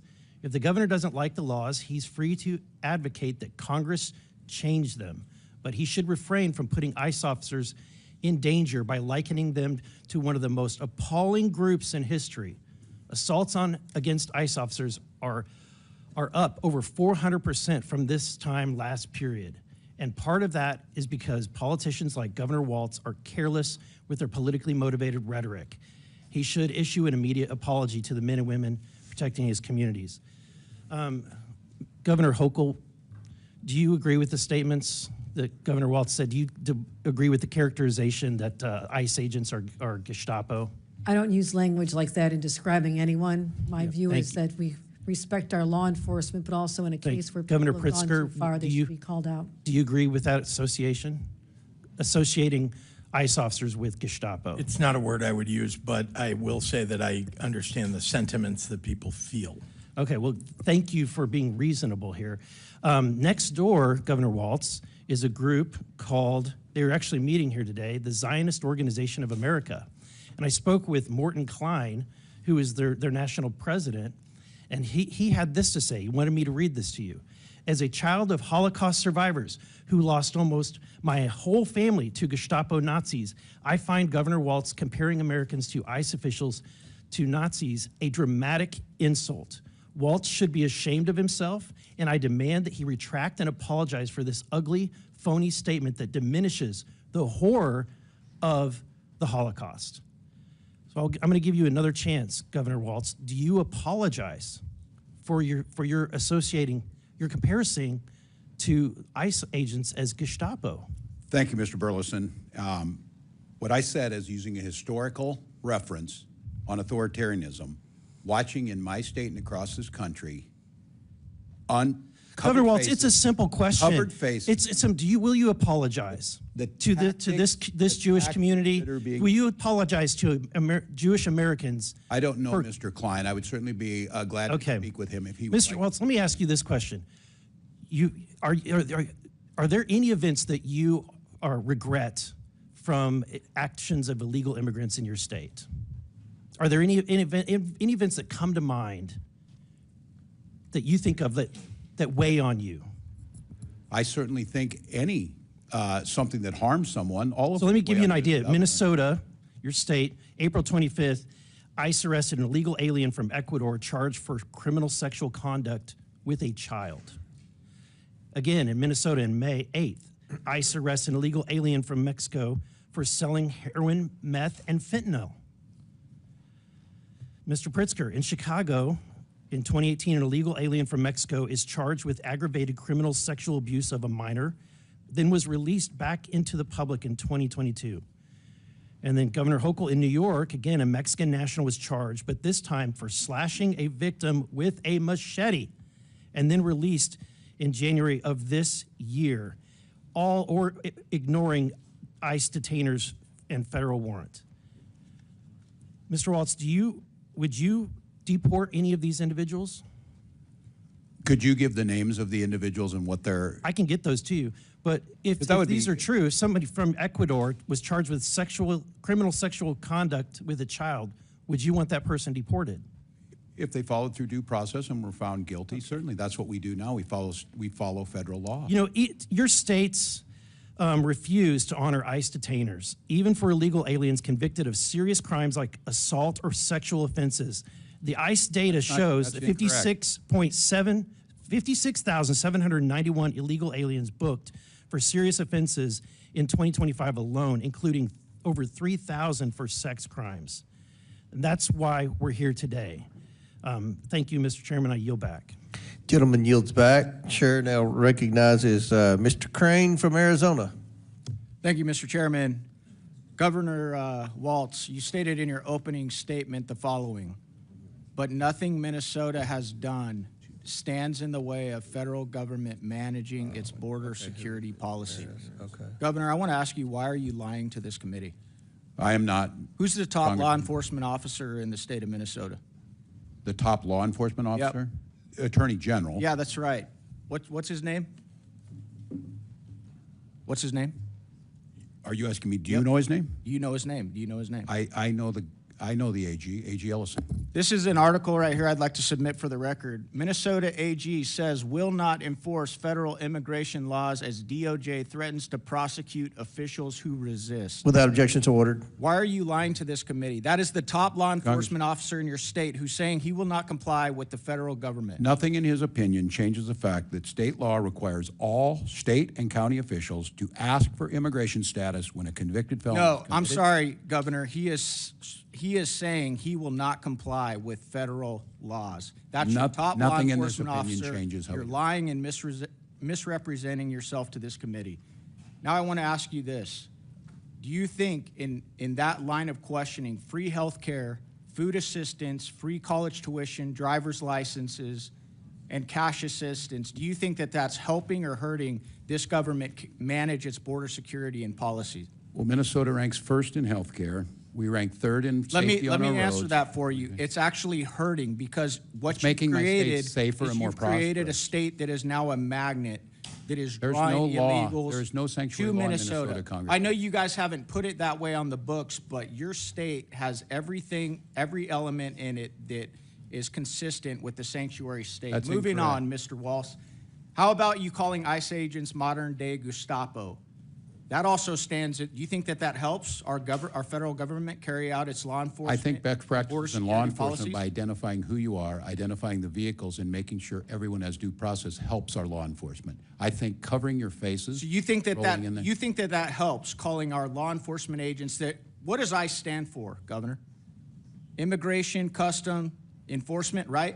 These are the guys that are tasked with enforcing immigration, federal immigration laws. That's right, that's their job. It's not the state's job. So you think that calling them Gestapo is helping? You're not standing in the way. None of the messaging, none of the rhetoric is standing in the way of this administration doing what they've been tasked to do. Is that what you're saying? I think what would help them is to follow due process, and when they do these missions, do the things that we expect of law enforcement. How about when you went on Anderson Cooper, Governor Walz, and you said, how high is this wall? If it's 25 feet, then I'll invest in a 30-foot ladder factory. Do you think that helps our federal government carry out its law enforcement, its border security and policy operations? When did I say that? You went on Anderson Cooper and said that. Do you not remember saying that? Because you've said so many outlandish things that you can't even keep track of them? The point being is... The clip is there for everybody. It's there for all Americans. If you guys want to go watch it, it's an easy Google. All right, Governor, you recently went on Gavin Newsom's podcast. You stated in regards to MAGA voters, I scare them a little bit, which is why they spend so much time on me.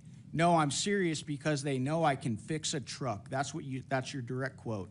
You also said on the show, I think I could kick most of their asses. I want to be very clear with you, Governor. You do scare us a bit, but it's not because you can fix a truck or change a tire. It's actually because of your radical left-wing agenda. You supported putting tampons in boys' bathrooms. You advocated for the disarming of Americans of their Second Amendment rights. You're pro-sanctuary city, as we have uncovered here today. You claim there is no guarantee to free speech when it comes to misinformation and hate speech. That right there is why the American people have such a hard time with you. It's not because we're crazy MAGA people. It's because of your radical left-wing agenda. I want to ask you on that last one where you claim there's no guarantee to free speech. Did you pick that up on one of your 30 trips to communist China, Governor? That sounds a lot like something that they would do. Yes or no? So I don't believe hate speech has a place in there. Hate speech that incites violence. Governor Walz, you said that Kamala Harris picked you for vice president to code talk to white guys. How did that work out for this administration? How well did you do with white guys? I don't have the data. You lost by 22 points to white guys. And it's because you talk like the way you do, you say the things you do, and you have this radical left-wing ideology. So if you want to continue that rhetoric, go on, brother. Keep doing it. We'll keep destroying you in elections. And Thank you, and I yield back. The people of Minnesota will continue to have me serve them. Chair recognizes Ms. Ramirez from Illinois. Thank you, Chairman. I want to start by acknowledging Governor Pritzker from our great state of Illinois and thank him for coming before the committee, especially given the deeply unserious nature of this hearing. I want to start by asking Governor Pritzker a few questions. Governor, you have said that actions that bring all branches of government to stand in respect of one another underpin the guardrails of democracy. Is it your assessment that this administration's actions reflect the commitment to stand in respect of all branches of government or honor the guardrails of our democracy? Thank you very much, Congresswoman, and it's good to see you.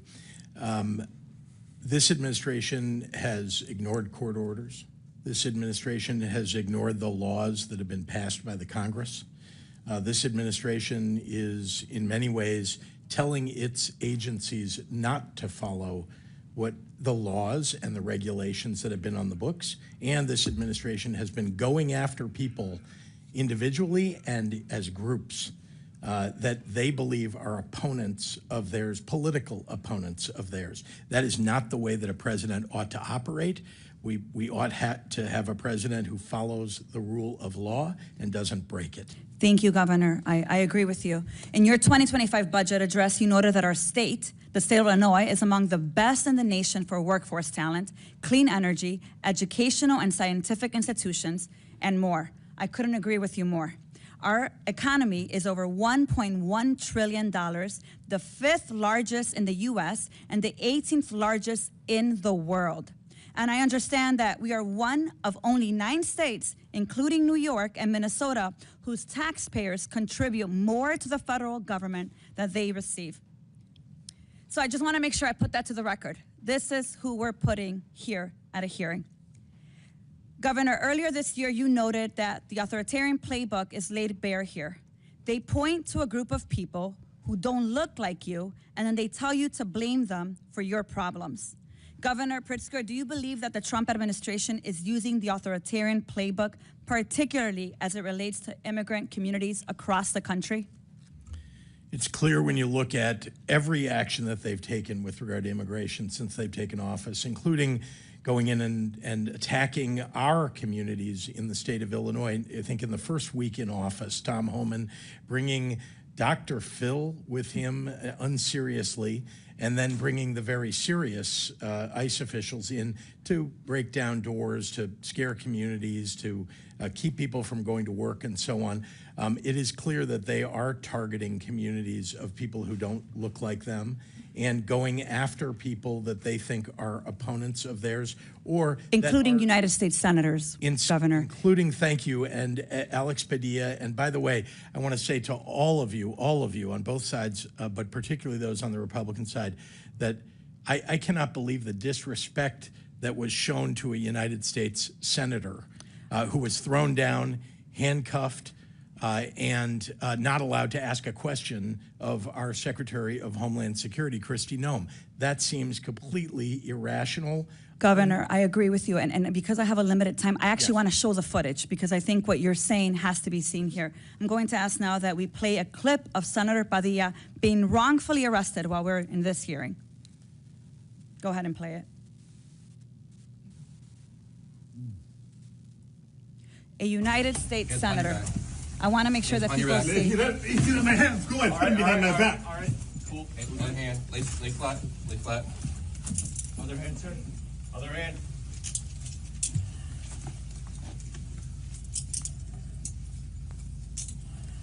There's no recording allowed out here. I do not know. There's no recording allowed out here per FBI, right?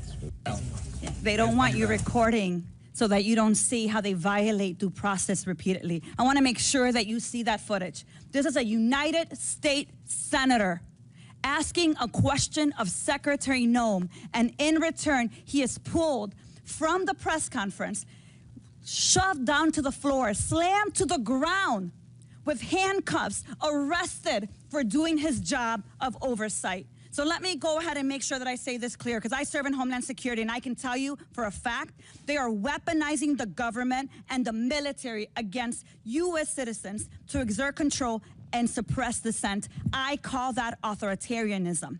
We've seen it before. Here's the point: terror. That's what they're doing here. This hearing is a witch hunt against the governors that run successful cities, and we need to call it what it is. What we need here right now is Secretary Noem answering questions and oversight on why the hell she thinks that what happened to the senator is acceptable. With that, I yield back. Gentlelady yields back. Hopefully you'll get to see the beginning of that tape when he approached the podium where the secretary was. You hadn't seen to that ask yet? A question. Mr. Chairman, on the full statement of the committee on the Democratic side, Senator Padilla is currently in Los Angeles exercising his duty to perform congressional oversight of the federal government operations in Los Angeles and across California. He was in the Wilshire Federal Building to receive a briefing with General Guillot and was listening to Secretary Noem's press conference. He tried to ask the secretary a question and was forcibly removed by federal agents, forced to the ground, as you saw, and handcuffed. He is not currently detained, and we are working to get additional information. And while we respect the Senate's ability to review this as a primary investigation, we also echo Ms. Ramirez's statement that we would like to have an investigation of that incident here from beginning to end. You want to enter that into the record? I do. All right, without objection, so ordered. Now, Chair recognizes Mr. Jack. Okay, wait a minute. We did two Republicans, so we're going to go to Mr. Goldman. Thank you, Mr. Chairman. I would urge you to reserve comment on what happened to Mr. Padilla until you get full information. In fact, I would urge all of my Republican colleagues to take a breath before you once again desperately run to bend the knee to Donald Trump and to Kristi Noem. Because anyone with two eyes that can see that that was authoritarian, lawless behavior that no person in America, much less a senator conducting constitutional oversight, should have received. And I know it's hard for all of you to speak up against Donald Trump, and that's why we're here at this hearing talking all about Joe Biden, talking all about Joe Biden's policy this, Joe Biden's policy that, all these people who committed crimes under Joe Biden. Is it just because you're consistently trying to ignore the fact that Joe Biden is not president? Donald Trump is president. And what he's doing right now, which you all know, is he is going after people who are lawfully present. Now, I appreciate the governor's being here. I'm sorry you have to deal with this crap. Governor Hochul, especially, I want you to know, as a proud member of the delegation of your state, I am not going to use my 5 minutes to mount a campaign for governor against you, as my colleague from the North Country chose to do. I will give you the opportunity to actually answer some questions, unlike she did. And I will allow you to explain exactly what the policies in New York are as it relates to cooperation between the state and federal agents. First of all, glad you're not running against me. Thank you. Secondly, I appreciate the opportunity to break through all the noise here today and to stop the talking points that keep mischaracterizing our policies in the great state of New York. New York is not a sanctuary or a haven for criminals. We devote an enormous amount of our energy working to keep New Yorkers safe. $2.5 billion I've allocated just in the last few years. We do cooperate with ICE when it comes to investigating or building a case against criminals. We do this all the time. And when someone goes through the criminal justice system in the state of New York, they do their time in prison. We alert ICE as to when, 30 days in advance of when they're to be removed, and we send them away. That's how it's supposed to work. But what we do not do under our laws is divert our essential resources to protect everyday New Yorkers from crimes themselves and have that help ICE with civil immigration enforcement. That is their job. That is the federal government's job. And we cannot be told to enforce federal laws. It's not constitutional. Or to use all your limited resources to spend all that time doing their job. My concern is that every minute that ICE officers are going after moms and dads and kids and separating families, perhaps one more criminal is still out there at large. Well, it's Why funny don't you say focus that. I'm on sorry, them? Sorry to interrupt you, because I actually, in my district office down in Lower Manhattan, witnessed ICE officers waiting for immigrants to come out of a courtroom. These are immigrants who have asylum applications. And I'm sure you agree with me that asylum is a lawful pathway to immigrate to this country. Is that correct? That is absolutely correct. So in order to make these immigrants here unlawfully, the DHS is now dismissing their cases, their own removal proceedings against them, to void out the asylum process, the asylum claim. That way, when they go downstairs in the elevator, there are ICE agents that can be there and to arrest them and put them in expedited removal. And they don't have an asylum claim that is live anymore because they've just voided it out. These are non-criminal, these are non-violent immigrants who are here going through lawful process. And this is who the Trump administration is going after every single day. It's a disgrace. You said you were going to go after the worst of the worst. You were going to go after convicted criminals. You're here questioning about all these criminals. You're going after people who actually are going through the lawful process you say they should. But just because Donald Trump and Stephen Miller need to bump up their numbers because they can't do a good enough job in actually finding convicted criminals, you're going after moms, dads, separating parents from children. You have a voice, Republicans. Speak up. I yield back. Now Chair recognizes Mr. Jack. Is he here? Okay, Mr. McGuire from Virginia. Thank you, Mr. Chairman. This is a yes or no question, hopefully fast because I don't have much time. So each witness one at a time. If you break the law, are you a criminal? Can you guys answer that quickly? We don't have much time. Yeah. In certain circumstances, many The answer circumstances, should yes. be yes. If you come across our border illegally, breaking our law to come across, are you a criminal? Yes. If you or no? speed, are you a criminal? I mean, Break that's the law, that's a crime. okay. So if you Call come them a across our criminal. border illegally, you're a criminal. Just want to see if we can get that straight. All right, Governor Pritzker, are illegal aliens counted in the U.S. Census? Every person in the United States is counted. The census decides how many members each state gets in the U.S. House of Representatives.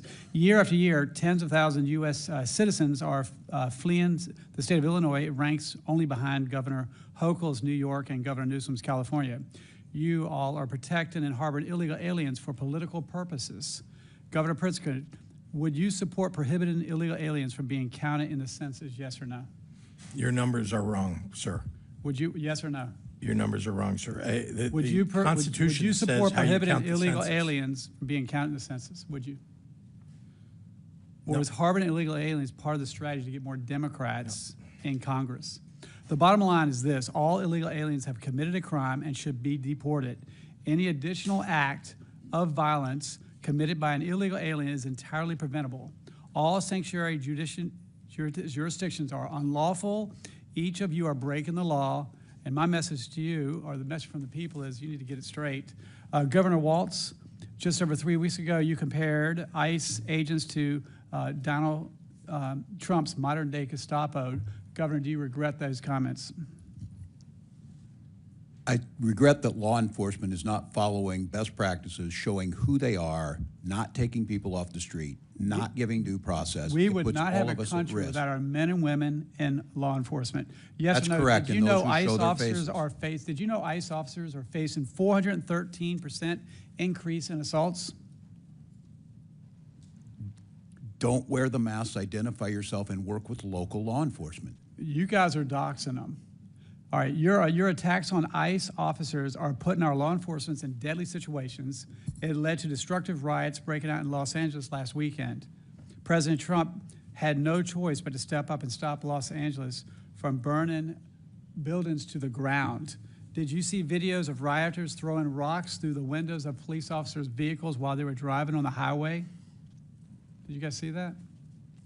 We wouldn't have a country without our men and women in law enforcement. In 2023, you signed legislation to expand eligibility to illegal aliens for taxpayer-funded health care, Minnesota driver's license, and free college tuition.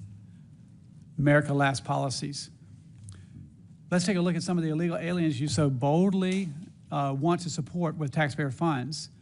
I'll probably say his name wrong, but Abrahashad Alimi, illegal alien from Somalia. Criminal history includes convictions of murder, DUI, and disorderly conduct. Eric Martinez Mondragon, illegal alien from Mexico and known member of 18th Street Gang. He served time in robbery and possession of a firearm. And Marco Granda, illegal alien from Ecuador. He was convicted for criminal sexual conduct of a child. The taxpayer-funded incentives you are providing in Minnesota bring in vicious thugs who are robbing, raping, and killing your citizens. The American people are tired of these America Last Marxist policies. We need more patriotism. You know, when I look at a MAGA, to me it means make America great again for all Americans, regardless of party, race, religion, or creed. America first, and that's why we won the presidency and we got the Senate and the House. If you had a basketball team and you hate your basketball team, you will never win. And we have a heart and love all people of the world, but if we can't take care of our country, if we're allowing these illegal criminal aliens to rob, rape, and kill the American people, that is wrong. And that's why we won, and if you guys keep that up, we'll keep winning. Congressman, can I respond to the two cases in Minnesota? I think it's important to the hearing we're having. You want to know what we're doing.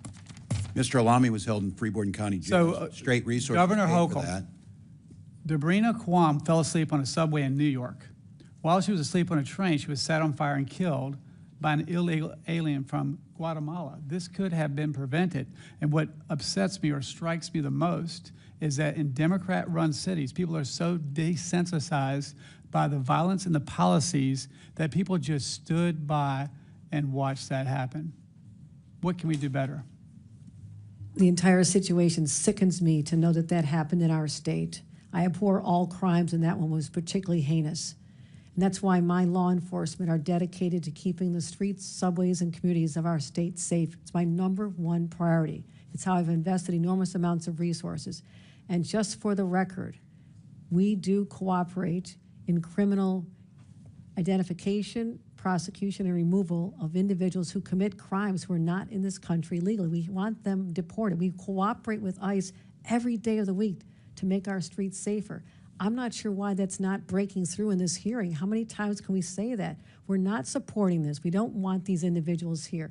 We abhor this violence and crime. So that's the message should be the takeaway. How can we work together? How can you do your job and help us secure the border and have more legal pathways for people who want to be here legally and contribute to our economy, but not the criminals. We are not a sanctuary for any criminals.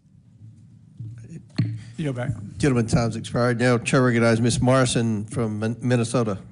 Thank you, Mr. Chairman. I want to thank the witnesses for being here today, especially you, Governor Walz. It's great to see you as ever. Welcome back to the People's House. Thank you for your distinguished service in the National Guard, 24 years, I believe.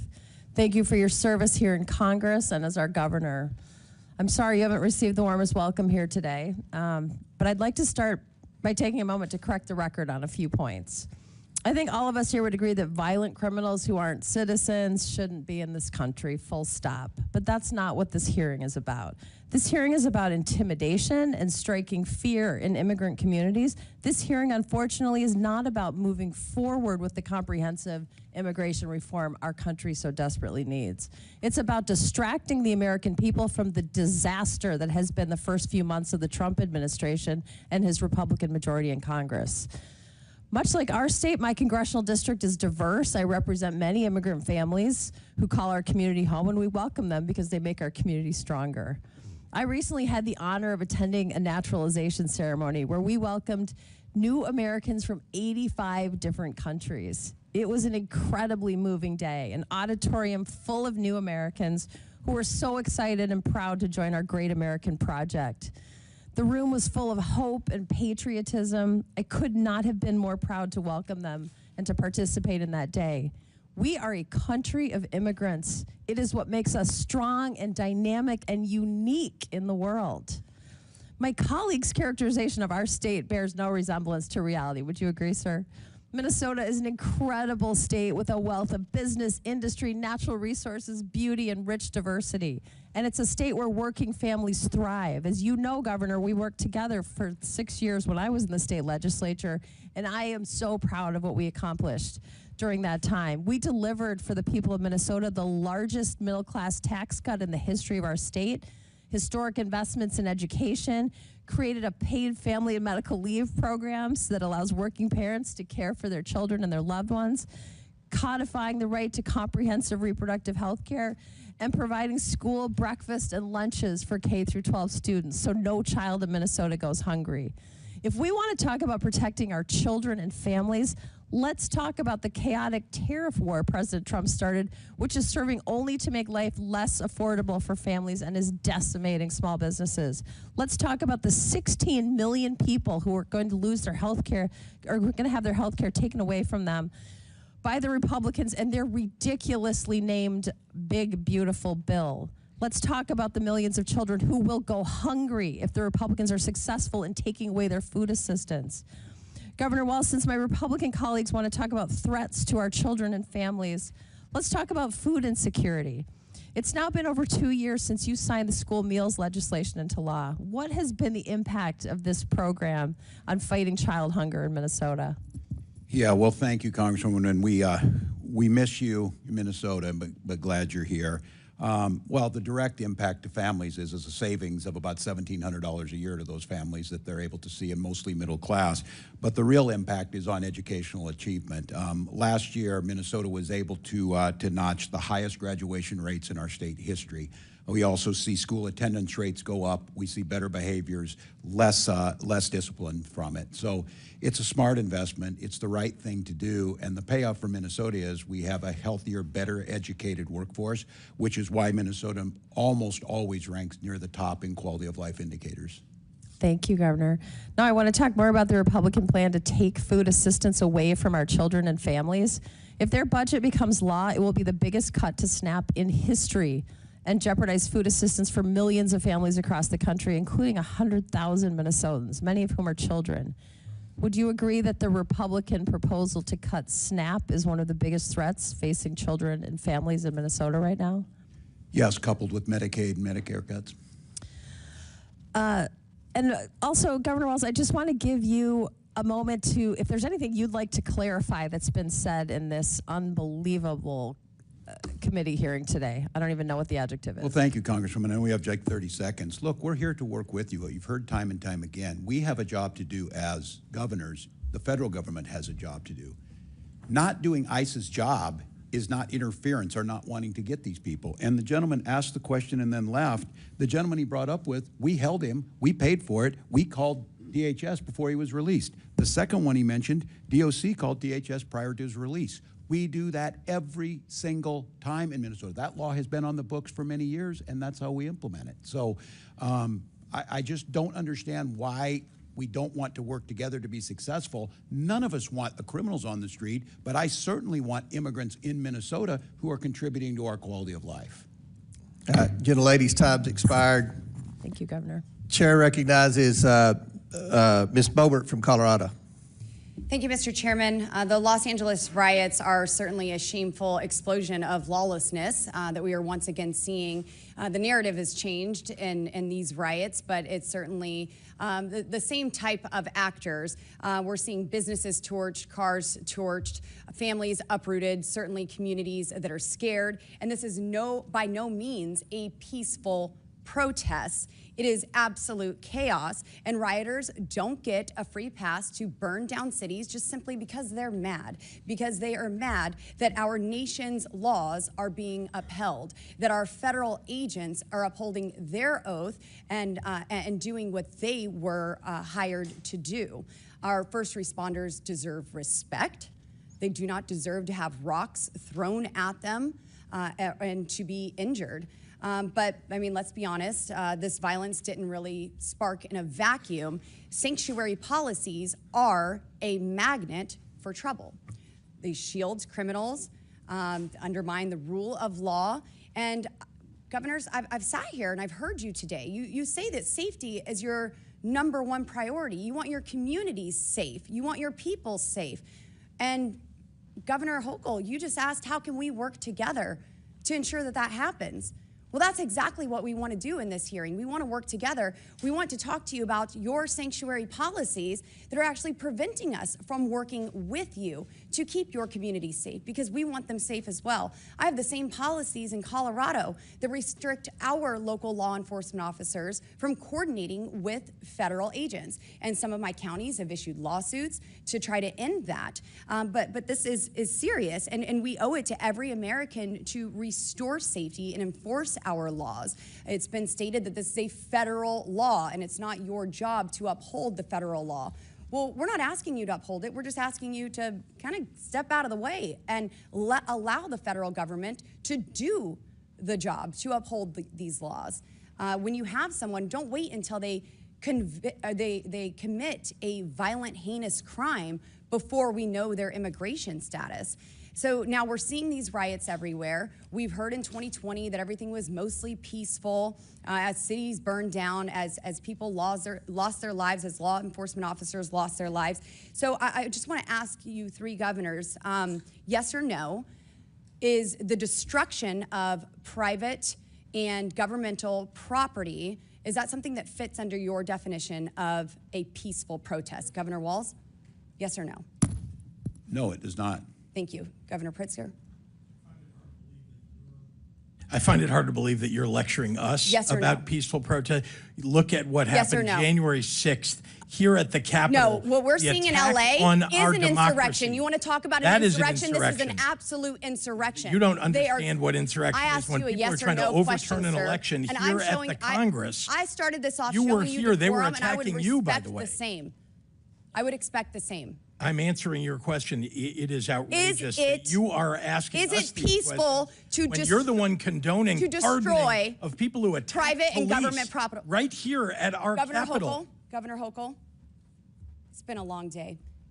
Does that fit under your definition of a peaceful protest? The destruction of private and government property? No, and we feel for the business owners and the community for what's going on there. So but do we. This is a narrow yes or no, scope of people, and the vast majority are Would lighting peaceful. police cars on fire fit under the definition of a peaceful protest? No, we reject that. No one should be lighting police cars on fire. I'm opposed to violence in any form. Yes. Governor Walz? Yeah, we reject that. Okay. Throwing bricks or large rocks at police officers? Is that peaceful? It is not. Is that peaceful, Governor? Whether it's in Los Angeles or here in Washington at the Capitol, no. Yeah, that didn't happen here. Governor Hochul? Rejected. It actually did, but no, it's not acceptable. Okay. Governor Pritzker, you have you or have you not called for mass protests and mobilization and disruption? Indeed, microphones, megaphones, going to the ballot box. Well, they're responding in a much different way, are they not?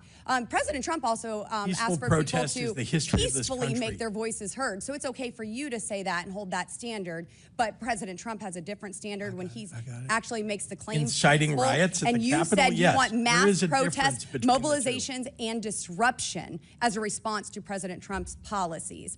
I just think that this is all hypocritical. You've called in your National Guard. You don't want President Trump to to come in and enforce the rule of law to keep communities safe, and your destructive policies are harming American citizens. We should not have to wait until violence is committed to find out their legal status. We have 2 million unknown gotaways because of Joe Biden's administration, and we have got to find them and get them out of America. And I thank President Trump and his administration for doing just that. I yield. Gentlelady yields. Chair recognizes Mr. Craig from Minnesota. Mr. Chairman, thank you so much for allowing me to wave on to this committee today. I think if I were a permanent member, I'd have a permanent headache. Well, you won't have to worry about it, but Governor go ahead. Walz, it is so good to see you today. Let me start by saying that we should all be against chaos. We all are for a safe and secure border and an orderly immigration system. What we're seeing now, though, is chaos out of the current administration with their blatant disregard for due process and their indiscriminate immigration executive orders. In fact, the Trump administration's Department of Homeland Security had to take down its posted sanctuary jurisdictions list because it created mass confusion in Minnesota for local officials and was opposed by local law enforcement. And so, Governor Walz, let me just start, just so we know the record is correct. I didn't think Minnesota was a sanctuary state. Is Minnesota a sanctuary state, Governor? We are not. The legislature has passed no such law, and I have signed no such law, and we follow all federal law. Thank you, sir. That list included 20 counties when it came out across Minnesota without any rhyme or reason, including LeSueur County, which I represent. I've inquired into why they are listed from DHS, but still absolutely no answers. Governor Walz, I thought it might be helpful to point out that according to the FBI's own 2023 data, Minnesota has fewer violent incidents per 100,000 than states such as Tennessee, Louisiana, Missouri, Texas, Alabama, Georgia, I'm going to repeat that again, Georgia, and Ohio. Why do you think that our state has been able to maintain a lower crime rate than other states? Well, thank you, Congresswoman. And we are at a 30-year low on serious crimes. And as you said, we consistently rank below. And I think that's because we invest, as we have, historic investments in law enforcement. But law enforcement works with the community. There's a process in place. We know who they are. They work hand in hand. We make sure that those laws are followed. And we also have policies where we show compassion to our neighbors. And it's not chaos, as you said. It's done right. So I am grateful. Grateful for the law enforcement who does that work. But I'm also grateful to the legislature and my administration who have put in historic amounts of help to make sure they're able to deliver those services. And they are the ones that are best trained to do it. And the case that you brought up of listing these, in Minnesota, counties can go above the federal floor. If they want to issue detainers, they certainly can. Many of those counties that were listed on there would fit the definition of everyone on this side of the aisle is asking for, and they're doing that. Nothing prohibits them in Minnesota from doing that, and yet they ended up on the list. It caused great chaos, and law enforcement themselves, and as you heard earlier, Sheriff's Association issuing, that they can't be done this way. Thank you, Governor. Earlier today, I spoke with the Minnesota Chamber of Commerce, and I think all of us here share the goals of lowering cost for our constituents and growing the economy. According to a Minnesota Chamber Foundation report from this February, Minnesota's immigrant labor force participation rate was over 74%, well above the national average. And they fill important jobs in our agriculture, healthcare, and manufacturing sectors. Governor Walz, how can we ensure Minnesota remains a state to attract the talent we need and a strong economy? We invest in our people. We make sure we remain the #1 healthcare state. We make sure that people are safe in their communities. We talk about focusing on the work that the State Patrol keeps our roads safest. Top 3 state for the lowest number of traffic accidents. That's what they should be focusing on. Investing, and as the Chamber is focusing on, Minnesota's #4 in Fortune 500 per capita, and we were ranked 6th best state for business. Continue to have a well-educated, a healthy, safe, and make sure we're investing in those opportunities for people. That's all we're asking, and we're asking that the federal government do their job. You continue to ask states to do ICE job. They are free to do their job in Minnesota, but they're asking us to do the job when we're doing everything we can to help, but we have all of the other responsibilities of educating, of public safety, of roads, of transportation, of water infrastructure. And that's why Minnesota remains a top state, because we invest in our people, we invest in their growth, we invest in their families. Thank you, Governor. I appreciate this. And Mr. Lynch, I'll yield last 20 seconds to you if you've got that. Thank you. I'm happy to take that. Thank you very much, Representative. For this 12 seconds, I just want to read, this is from the Minnesota Reformer from February 12th, 2025. The sanctuary bill that was offered in the Minnesota legislature is already dead, as House Speaker says it doesn't have the votes. So this was an attempt to actually make Minnesota a sanctuary state, and it, like the Speaker said, didn't have the votes and died very early in the process. And we got to the business of balancing our budget and investing in all of the other things we needed to do. All right, gentlemen, ladies, time's expired. Chair recognizes Ms. Miller from Illinois. Thank you, Chairman. Governor Pritzker, Illinois is at a crisis point. Illegal aliens in our state have overwhelmed local communities and schools, causing untold pain and suffering while costing the Illinois taxpayers billions. Governor, in a recent report by Capital News of Illinois, you called for mass protests, for mobilization, for disruption. Chairman, I ask unanimous consent to submit the Capital News of Illinois report titled Trump's 100 Days. Pritzker calls for mass mobilization as he grows his national profile. Without objection, so ordered. Governor, before we go any further, will you commit today to working with the Trump administration and ICE to ensure that the violence we've seen in Los Angeles does not occur in Chicago or anywhere else in our state? Yes or no? Thank you, Congresswoman Miller. We work every day with the federal government Yes to or keep no, our sir? streets safe. Will you commit to working with the We Trump do administration? all the time work with the federal government, law enforcement, Okay, constantly. I'm taking that as a yes. Governor, you said earlier this afternoon that you were willing to, and I quote, stand in the way of Tom Holman, end quote, who, I would like to note, is carrying out federal law. I have before me numerous examples of illegal alien violence in Illinois, but I want to highlight the story of Joe Abraham, whose daughter was tragically murdered by an illegal alien in central Illinois. Under your watch, sir. I will now read his account. Hello, my name is Joe Abraham.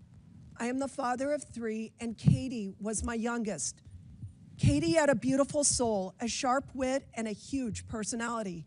She loved life, and she lived it with authenticity, humor, and heart. She was the kind of person who succeeded at anything she put her mind to. She had a future full of promise. She was everything to our family. In the early hours of Sunday, January 19th, Katie was riding in a Honda Civic with 4 friends. They were stopped at a red light when their car was struck from behind by an SUV traveling 78 miles per hour. The driver didn't brake, he didn't swerve, he just slammed into them. The driver had previously been deported and was in the country illegally using an alias. He was allegedly intoxicated. After the crash, he fled the scene on foot without calling 911, without offering any help to the 5 women he had just hit. Katie died at the scene. Another young woman passed away the next day at the hospital. Instead of staying to face what he had done, the driver fled Urbana, made his way to Chicago, and then boarded a bus headed to Mexico. Thankfully, he was captured before fleeing the country. We share Katie's story, not just to honor her memory, but to raise awareness and to seek justice. No family should have to endure this type of loss. Sir, the family is here. The father is here. Would you like to apologize to Katie's family? Feel free to direct your comments to me. I am very sorry for their loss. I really am. I can only imagine what other instances have taken place but have not been reported. You have stated that Illinois will not allow local police departments to assist ICE as they work to address the illegal immigration crisis that you helped to create. In light of the crimes that I have mentioned, do you stand by your policy of tying the hands of Illinois law enforcement? Yes or no, sir? You know, Congresswoman Miller, I am Yes or not no, going sir? to be lectured to by somebody who I'm extols reclaiming the my virtue time. of I'm Adolf reclaiming my Hitler, time, Chairman. of somebody who In has allowed the 2024, pardoning of January 6th. I'm reclaiming my time. In 2024, after the presidential election, you stated on MSNBC that, and I quote, "I am going to do everything that I can to protect our undocumented immigrants," end quote. Mr. Chairman, I ask unanimous consent to submit a Fox News report into the record titled, "Dem Governor J.B. Pritzker vows to do everything I can to protect our undocumented immigrants." Congresswoman, I was These talking policies about the people who are have not lived in our only state for deadly. decades These now. policies are not only deadly, but they have cost Illinois taxpayers billions to the tune of $3 billion since 2022. Governor, your state budget doesn't balance without massive yearly tax increases. This year, you hiked taxes by $800 million. Your budgets fund the services of illegal That's inaccurate, aliens, while Congresswoman. Americans Again, are left behind. inaccurate. With many Nearly everything choosing is to flee our mischaracterized state. in your statement. Governor, I judge you based on your actions, not on your words. And from what I can tell, you are doing everything in your power to roll out the red carpet for illegal aliens to protect them, all at the expense of working people of Illinois. Your policies have been disastrous for our state, and they would be disastrous for our country. And with that, I yield back. Your failures are a Gentlelady disaster for this yields country. back. Gentlelady yields back. Chair recognizes Mr. Superman. Thank you, Mr. Chair. I first want to say that what happened this afternoon, this afternoon's manhandling of Senator Alex Padilla after he sought to speak at a public press conference was wrong and should be condemned by both parties, by every member in this chamber. But it follows a pattern in this administration of weaponizing law enforcement and using excessive force to attack peaceful protests and political opponents. And it's terrible. I mean, you know, we're talking about what's going on in sanctuary states, quote unquote. But you know, I live in Virginia, and we're not a sanctuary state. But what is happening is that our sheriff's office has made a decision to participate in the 287G program, and basically working with ICE to show up in schools, show up in businesses, and try to basically attack kids, right? Detain kids. And this is wrong. And this is not what our country is about. And so I do not want us to be supporting these types of actions. Yesterday in Sterling, Virginia, we had masked men show up to a courthouse and detain people and arrest people. And a lot of this is peaceful, and this again follows this pattern of weaponizing law enforcement and weaponizing the DOJ and other places to attack political opponents, attack peaceful protests, and to go around trying to make a political point. And because I think that's what this is really about. This is about politics, and this is about using law enforcement to show strength, but that's not strength. That's not strength. And so the other thing about this is none of this is making our communities safer, and none of this is good for our country. And so I want to ask Governor Walz, do these raids and do these actions and this use of law enforcement, is it making the folks in Minnesota safer? Well, thank you, Congressman. In my opinion, no. It's causing chaos and fear amongst folks and characterizing folks who are waiting on asylum claims, who are trying to become naturalized. It causes chaos. And the other thing it does, it causes local law enforcement, they lose trust in the community. It puts them at risk. And the lack of coordination that we hear, that no calls are coming in, we always coordinate. And in the past, Democratic and Republican administrations have coordinated with us. We're not seeing it. It's creating chaos and fear. And yes, get these stories of these violent criminals. We hold them. We call DHS. but those violent criminals aren't at a preschool. That's what we have to get right. Go after why you're doing this. Get us a bipartisan bill that makes sure that folks can process and be documented, and let's make this country prosperous and continue to have a country. Exactly, because that's a great point, because if we really want to solve immigration, why don't we do a bipartisan immigration reform bill? We can strengthen our border, we can find a path for those who've been here for a long time. We can actually solve this problem in Congress, but instead we're going around with masked men, intimidating people, throwing U.S. senators to the ground, and not solving any problem. And Governor Pritzker, you know, I've talked to a lot of businesses in my community who are really concerned about what's going on, and this is not good for our economy either. And so I'd ask you, Governor Pritzker, what do you feel, is this good for your state? Is this making folks in your state safer or well off or better off? Congressman, thank you. And no, this is making us worse off. It's actually harming public safety. It's frightening our communities. And frankly, if you're one of the people, the U.S. citizens that are getting taken off the streets, or people who are here in this country legally taken off the streets, I mean, imagine what effect that has on the rest of the population. And in my state, you know, we reject that. I mean, the values of the people of the state of Illinois reject that. And I just want to say, because Congresswoman Miller would not allow me to, I just want to say very importantly that anyone who is condoning the $400 million airplane going to the President of the United States from the Qataris, who would spy on us in an instant if they were able to do this. Anybody who's condoning the President of the United States accepting the Chinese Communist Party money to his family through his meme coin. I mean, that is corruption, and yet that is what Congresswoman Miller is condoning. She's the one who thinks it's okay to pardon people who attack police right here at the Capitol. Thank you for giving me that moment. Yield back. Gentleman's time's expired. Chair recognizes Ms. Fishback from Minnesota.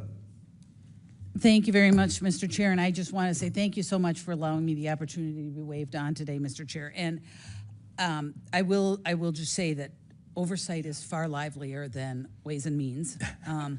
But, you know, and Governor Walz, I want to say I thank you for being here, because I know you've been very, very busy running around the country, giving speeches and having town halls in Republican districts. Yeah, well, you were running around, though, I know, while they were trying to negotiate that. It's my time, Mr. Governor Walz, it's my time. But there has been a lot of discussion and questions about policies that provide benefits for illegal aliens. And I understand, Governor, that you're going to say Minnesota's not a sanctuary state per se because the legislation was not passed.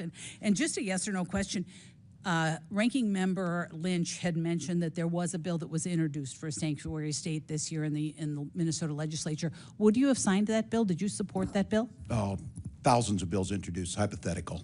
We don't have it. I operate under the same law you operated under. Okay. Thank you, Governor Walz. Under Lieutenant Governor. But Governor Walz, we all know that you probably had some opinion on that bill. You're just choosing not to answer because the answer was probably yes. You would have signed that bill if it had passed. So, but like Mr. Emmer, Mr. Crane, I think Mr. McGuire, a whole bunch of them mentioned the policies that Minnesota has. So yes, I understand, not a sanctuary state per se, but the policies are certainly making it into, I think, as I recall, they mentioned driver's license for all, they mentioned the free tuition for illegal immigrants, they mentioned the Medicaid benefits, you know, so you in essence create a sanctuary state. You know the sheriff supported the driver's license bill. The hospitals and others. Governor Walz, I am certainly aware of that. I served many years in the legislature. I still keep an eye. I have many friends there. I understand that. But in essence, they are creating a sanctuary state in practice. And so we are going to talk a little bit about the legislature, because just earlier this week, both chambers of the Minnesota legislature passed HF 1. And you're probably familiar with it. I don't know if you've signed it yet or not, but it repeals Minnesota care eligibility for illegal immigrants, adults ages 18 and older. And with that recent repeal of eligibility for illegal immigrants, a policy that initially, I mean, it was after my time, was enacted in your time, 2023 under your administration, now being reversed with those budget negotiations. I was just wondering, first of all, do you know how many illegal immigrants were covered and are currently covered in Minnesota with Medicaid? I don't have the exact number. It's not Medicaid. It's state that does this through Minnesota Care. Okay, well, but you still don't know how many. So I don't have all of those I believe negotiations you were deeply involved in earlier that you mentioned you were deeply involved in, that number never came up? I don't have it in front of me right now. Okay. So we can certainly get it to you. I would love it. I would love to have that. But do you support, I mean, I understand, did you support that provision that removing the illegal immigrants? I will sign it into law. No, did you support it during the negotiations? Do I support it? I'm going to sign the bill. But there's negotiations. So I guess what I'm We're very hearing, good though, at is it. That's why we have a balanced budget. You didn't And so I negotiated with the Republicans. Do I think it makes sense? Look, you know, Congresswoman, that federal law requires us to provide health care to people when they show up in emergency rooms. That's why the hospitals have uncompensated care. Reclaiming my time, because you're trying to change the subject, because I asked you very specifically, during negotiations, did you support the provision to eliminate illegal immigrants from health care? It's a question that makes no sense. I support it at the end of the day in a negotiation, which I agree to and will sign it. Thank you, Governor. I mean, you were here in Congress. You understand what reclaiming your time means. Yeah, you understand that. But I guess I will move on because, you know, there was concerns about SNAP provisions being cut and all kinds of, but you supported that. I mean, you supported that over the over government, over the health care to illegal immigrants. I guess I'm confused about, because you had other cuts you had to make. So what did you, all of the things that you guys have been talking about with law enforcement, education, school breakfast and lunch, did you cut that during the budget negotiations this year? Because my understanding is you had quite a deficit. We don't. We have a budget surplus, as you know, Congresswoman. Well, long term, but you had to make cuts this year. We had a balanced budget. It's something we can help you all with. We have a balanced budget we agreed on. We left $1.9 billion on the bottom line for this biennium. And even but your structural budget, you had to make cuts. Was reduced by 50%. You had to make cuts, or no? You didn't make any cuts. We balanced a budget. We moved and we invested. All right, Governor, I'm going to move on because I have one more thing, and I'm running out of time because I really do want to talk about. You had mentioned civility, or someone had mentioned civility. There was a discussion earlier about civility, But Mr. Fallon had mentioned how you had said, you know, you want to kick Republican ass. You've mentioned bullying. There's another one where you're going to bully the SHIT out of President Trump. There's all kinds of things, and then you had a discussion about civility, and I'm embarrassed because you say you're an educator and you're the governor of my state that I'm supposed to be proud of, and this is the kind of garbage. The example you're setting for our children, that you're telling people to bully each other. And I try very hard not to say those kinds of things because I understand that it is meaningful. When you hold a position like this, you should not be saying things like that. But you support the president's language? Hey, gentlelady's the president is not in front of me right now, Governor. Gentlelady's time's expired. He should be. Chair recognizes the ranking member for a unanimous consent. Thank you, Mr. Chairman. I have here a statement from the distinguished Representative Betty McCollum from Minnesota that notes that Minnesota's crime is declining, 30-year low, companies are hiring. It's one of the best places to raise a family in America, and it is not a sanctuary state. Without objection, so ordered. Chair recognizes Mr. Lawler from New York. Governor Hochul, under your watch, New York has spent billions of dollars of taxpayer money providing free housing, clothing, food, education, and health care to illegal immigrants. Meanwhile, you're charging hardworking New Yorkers $2,500 annually just for the privilege of driving to work. Speaking of driving, when you ran for Congress, did you oppose giving driver's licenses to illegals, yes or no? No, that was previous to that. It was in 2020. You had a commercial running for Congress touting your position. No, but the position goes back earlier than that. Driver's my license. My point. Did you oppose giving driver's licenses to illegals when you were running for Congress, yes or no? At the time I did, and I'll tell you Governor, why. yes or no? I had a Yes or chance to go out and see a very rural district. Reclaiming my where time. mothers were being denied the chance Governor, to drive yes their or no, kids do to you the support doctor's illegal office. immigrants getting People were being denied the taxpayer-funded chance health to go to care? their jobs, and I understood the Governor, merits please of answer the having it. question. I'm Governor. not sure there'll ever be a real question. You were asked a question and you chose to try to gave an deflect. answer. The fact is you did support giving illegals driver's There was licenses, a- oppose giving illegals driver's licenses. Now you support it. Mhm. Governor, yes or no, do you support illegal immigrants getting taxpayer-funded health care? Yes or no? We provide health care to people in need, including moms with new babies. Do you support giving illegal immigrants taxpayer-funded health care? Yes or no? We support giving money, support The for answer is healthcare. yes. You expanded health care access in 2024 Yes, I did. under Medicaid. For senior Governor, citizens after and the moms with election, new you babies. said, I would do it all reclaiming over my again. time. Governor, after the election, you said, someone breaks the law, I'll be the first one to call up ICE and say, get them out of here. Governor, yes or no, have you personally called up ICE and asked them to get anyone out of New York? As the governor of New York, I have an entire state police force Have you that personally carries on called my anybody up directions. and asked ICE to get anyone out of New York? Yes or no? My state police acts as my agency and You my have surrogate. not, correct? When I say me, I'm referring to my entities such as the state police that you're handle like that. Governor Cuomo. I am the government. That's your position? characterization, not mine. Yes or no? Should ICE have been called on Sebastian Zapata Cali? Can you refresh me as to the circumstances of the case? He's the individual who burned the woman alive on the train. Of course. Should they ICE have been called on him? NYPD was handling that situation. Should ICE have been called? That's my question. Yes or no?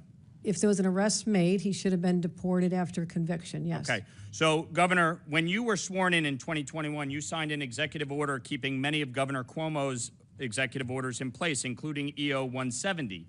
Interestingly enough, you did not include EO 170.1. Are you familiar with EO 170.1? I don't have it in front of me. I have thousands of executive I have orders. it right here, Governor. I'm sure you do. And what you did, you waited several years until this year, January 16th of this year, in which you finally signed it and reinstated it into law.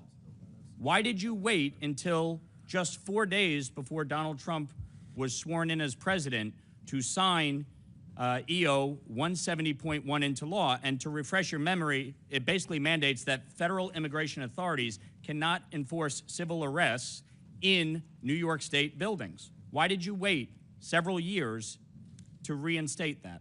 Because we had a high level of confidence that under the previous administration that people going into the courthouses, whether they're victims of crimes, witnesses of crimes, would have their rights protected. I had no In assurance other words, that that would you happen. believe they would not enforce federal immigration law, and you were concerned that President Trump and his administration would enforce federal immigration law? We thought it was important for victims of crimes and witnesses to murders, for example, that they have access to courts without being threatened or intimidated. Yeah. Speaking of crime, more than 3,200 illegal immigrants have been arrested in New York City for committing crimes while living in taxpayer-funded housing under your watch, Governor. Governor, are you aware of any law or executive order that would prevent a citizen of New York, a citizen of the United States, from facing criminal or civil enforcement in a state building? I'm not aware. So you think that citizens should be treated less than and have less protections than illegal immigrants? No, Is that what you're saying? Our state laws say we cooperate in all criminal cases. I've made that very clear over the last Yeah, but you're not doing that. 7 That's the hours. reality. Governor, do you Truth support, is, we do you don't support help the New them with York civil for All enforcement Act? because civil Governor, enforcement reclaiming my isn't- time. Do you Go for it. support the New York for All Act? I'm not speaking about hypothetical No, bills. Governor, this isn't a hypothetical. There was a sit-in in the state legislature today by activists blocking state senators from coming into the chamber. Do you support the New York for All Act? It's yes or no. I will tell you this, I get about 1,000 bills put on Do my you desk support probably by the New York midnight for All tonight, Act? this is keeping me from doing the work of the people back home. But I can Governor, sit here you've as done long a as you terrible like. job as governor. It's not keeping you from anything. Frankly, New York is better off with you down here and not in the state. The fact don't think we're better off with you The here. fact is, Governor, you will support the New York for All Act. You will sign it into law if it passes the I have state no confidence it's legislature. going to pass. You have no confidence it will pass. I don't If know. it does pass, will you sign it? I'm not able to keep an eye on it. They're voting on Will the you sign it positions now. into law if it passes? I have about 1,000 bills that get Will passed you every sign the year. New York for All Act into law if it You passes? have to wait Yes and or no? see, like every other bill. We have to wait and see? Yes, Governor, because you can't take a position on the New York for All Act. It would put into state statute that New York is a sanctuary state. That's why you're here. That is the exact reason why you're sitting in front of us testifying, because of your disastrous EOs, your disastrous pro-criminal policies that have resulted in the death of New Yorkers. That is your failure. And the fact is that you can't even answer the question. No, the Will reason you I'm support sitting here the is New York because for All Act? Republicans Gentlemen, are looking yes or no? to time's deflect from expired. the big bad ugly bill that's going to hurt people. Governor, Governor, District. gentleman's will time's you expired. Governor, are you going to support answer the New his York question? for Will you All sign the I don't know bill? what he's asking me. He asked if you were going to sign the bill. Ask anybody in the state of New York. I never say how I'm going to vote on decide on a bill until it lands on my desk. You are the governor of the state. You are supposed I'm to well lead. aware. You well want aware New I'm York the to governor. be a Gentleman's time's sanctuary state. expired. It's shameful. It's shameful. You can't even answer the question? When it lands on my desk, I'll do the proper Chair, evaluation. Chair You'll do what? recognizes. That's you what have we You'll do. do what? That's how You'll you sign become it a into governor. law. You'll That's never know. exactly what Okay, you'll do. Chair recognizes Sign it ranking into law. member. Thank you. Mr. Chairman, I have a number of unanimous consent requests, one from the National Immigration Center, Without objection to order. National Immigrant Justice Center, and the Alliance for Immigrants. Without objection to order. They speak for themselves. Chair recognizes Mr. Stauber from Minnesota. Thank you very much. Governor Walz, thanks for being here today. I'm going to ask you a few questions, and I ask you to keep your remarks brief. I got a lot to go through. As you know, I spent 23 years as a law enforcement officer in the state of Minnesota. You know that, right? Do you know that, yes or no? I Not don't a know trick how many. question. It's not a trick Congressman, question. I don't know I'll how many answer it for you. years. 23 years in Duluth. Thank you for that. So, Governor, do you recognize this picture? I do recognize the picture. Briefly describe it to us. What is it? What's going on? These were folks, I believe the people in the picture now are incarcerated in Minnesota. It's a precinct 3 burning down because of your decision. Was this a peaceful protest? Was this a peaceful protest? The gentleman standing there? Was this a peaceful protest? It was a criminal act that people were prosecuted for. So it wasn't a peaceful protest, right? As I watched lawlessness devastate Los Angeles this past week, I was reminded of your failure to protect Minnesota from similar riots. Governor Walz, on May 29th of 2020, during your own press conference, you described your response to the riots during the 2020 Summer of Love as, quote, an abject failure. Governor, I couldn't agree with you more. That's out of context, And on Congressman, May you know it. 17th, 2025, you were at the law school, graduating Minnesota Law School, talking to the graduates. And we've talked about this. You called the enforcement of illegal immigrants a modern-day Gestapo. You've been asked 3-4 times if you would rescind that, and you won't. Will you rescind it? This is like the 5th time, yes or no? Congressman, I was talking to law students about due process, and I So said you won't rescind it. you took an oath to due Governor, process. was there a violent al-Shabaab terrorist who entered our country illegally, arrested in Minneapolis last year? Yes, there was. Were there 3 illegal child predators arrested by ICE in St. Paul earlier this year? I certainly hope so. That's their job. Yes, there was. Are the officers who arrested the al-Shabaab terrorists or the child predators, are they Nazis or the Gestapo? The tactics of wearing They're masks. not. The tactics of wearing masks. Why did you, unidentified. why did you process. tell us that they were the Gestapo? Do you believe that any of the violent illegal immigrants I have mentioned have a right to be in this country? I don't know what their immigration status was. They're illegal, violent criminals that ICE took off the streets of Minneapolis. You did not say, Last week, Congressman, what their status Governor, was. last week, law enforcement officers in the state of Minnesota took 900 pounds of meth off the streets. Do you support that? We certainly do. Do you know that Fentanyl, ICE? other things. Do you know that ICE assisted in that arrest, those arrests and investigations? Do you support the assistance of ICE in that enforcement action? Yes or no? I can't speak to that because we were not included in the briefing. You don't know if ICE was part of it? I'm telling you they were.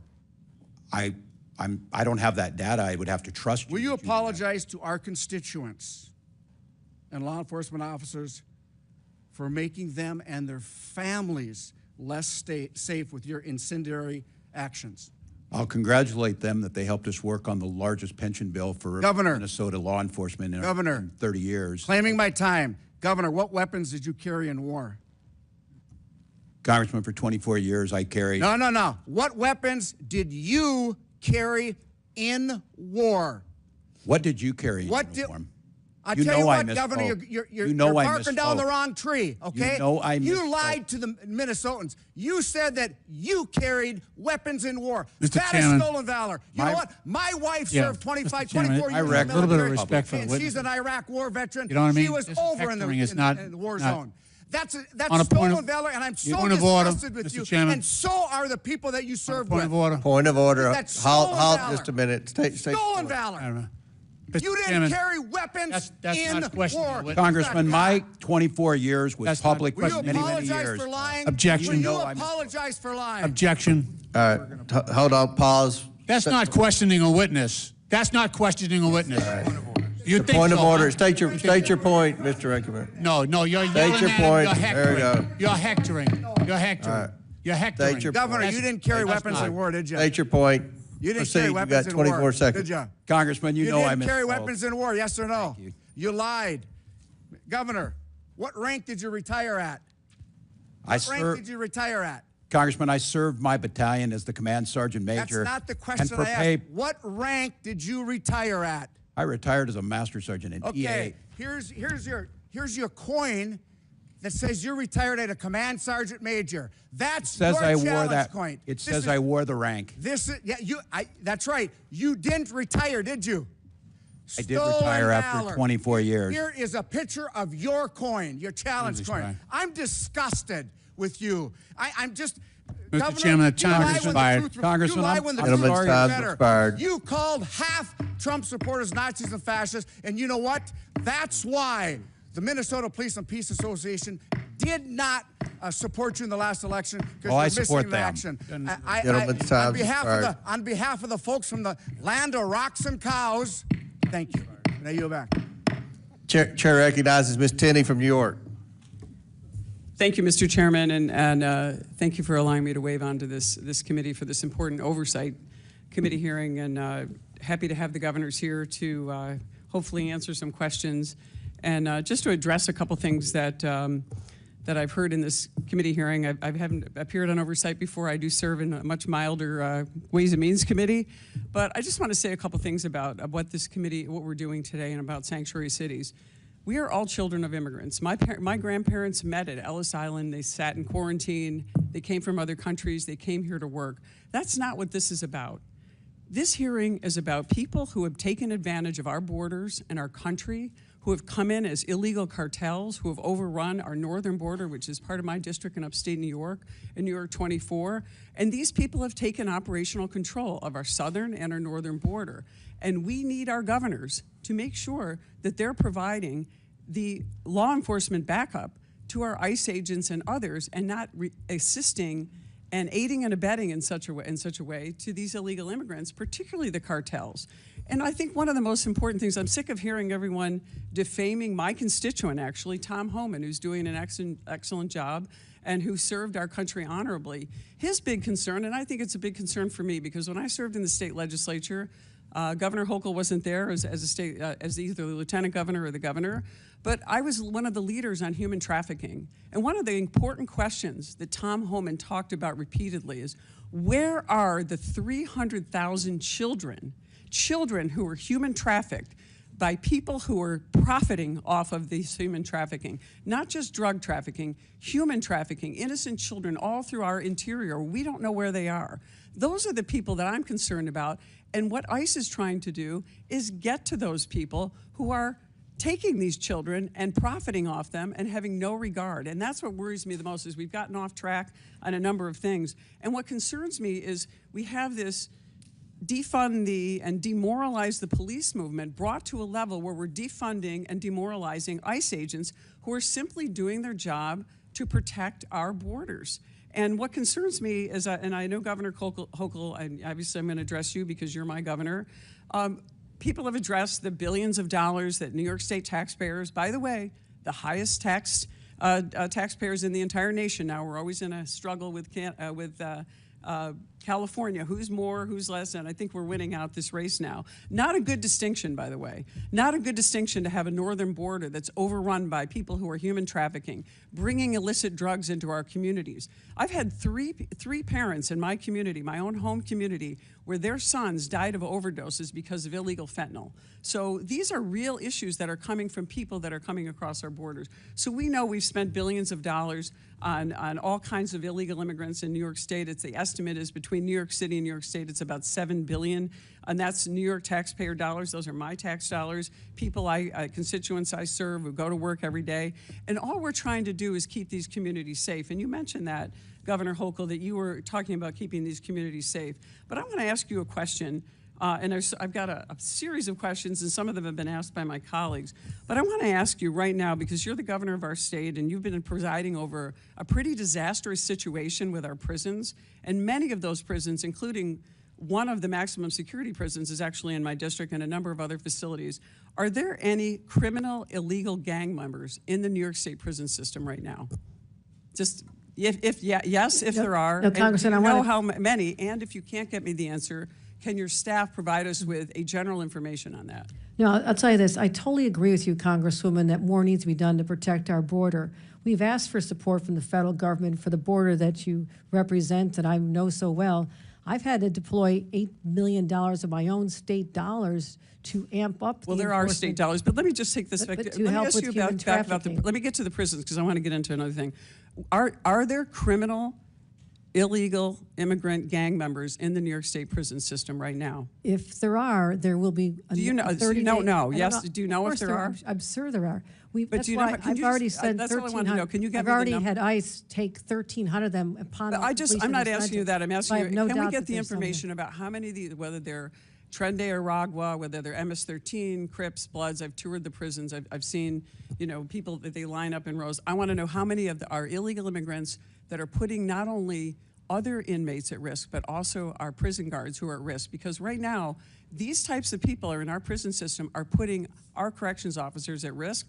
And by you shutting down and cutting off the ability of our corrections officers who are trained to deal with these kind of people there, we're losing the ability of having the trained people there. And our National Guard are wonderful people who serve our communities, but they're not trained to be able to do this, and many of them are underage in that. Can I get the information from you on that? Certainly, and again, I just want to reaffirm that if there's someone convicted of a crime in our prison, they will be deported. We let ICE know 30 days before the end of their sentence, and that's why I've sent 1,300 people already just since I've been governor out of our country. I don't want them here any more than you do. Okay, can I just ask you one last, because you talked about you don't support a sanctuary city. Right now you were a lieutenant governor when this was signed into law under Governor Cuomo. We have the green light law. It prohibits the local DMVs, gives driver's licenses to illegal aliens, which you once didn't support, but now you do. You've admitted that today. Under the green light law, would you support repealing the green light law so that we can allow ICE agents to work with our DMV to find out when these people drive across the Canadian border and they have a carload full of innocent children and they can't find any information on them because they get a legal license? Can you just give me that information? Last question, but feel free to answer it. We absolutely share information on such situations with ICE. That is our job. Do you support repealing the green light law? Gentle lady's time's expired. Chair recognizes Mr. LaHood. Thank you, Mr. Chairman, and I appreciate your indulgence for letting me wave on the committee today. I know it's been a long day. I want to welcome our governors here today. Thank you. Governor Pritzker, on behalf of my constituents and myself, I have serious concerns about the current state of Illinois and the continued direction your administration is taking when it comes to sanctuary policies, and I know we've talked a lot about that today. And I want to be clear, your sweeping sanctuary policies are not just misguided in my view, I think they're dangerous. Your agenda puts ideology above public safety, ties the hands of law enforcement, and signals to violent, criminal, illegal immigrants that Illinois is a safe haven. Your administration has made the state of Illinois among the national outliers to defy federal law.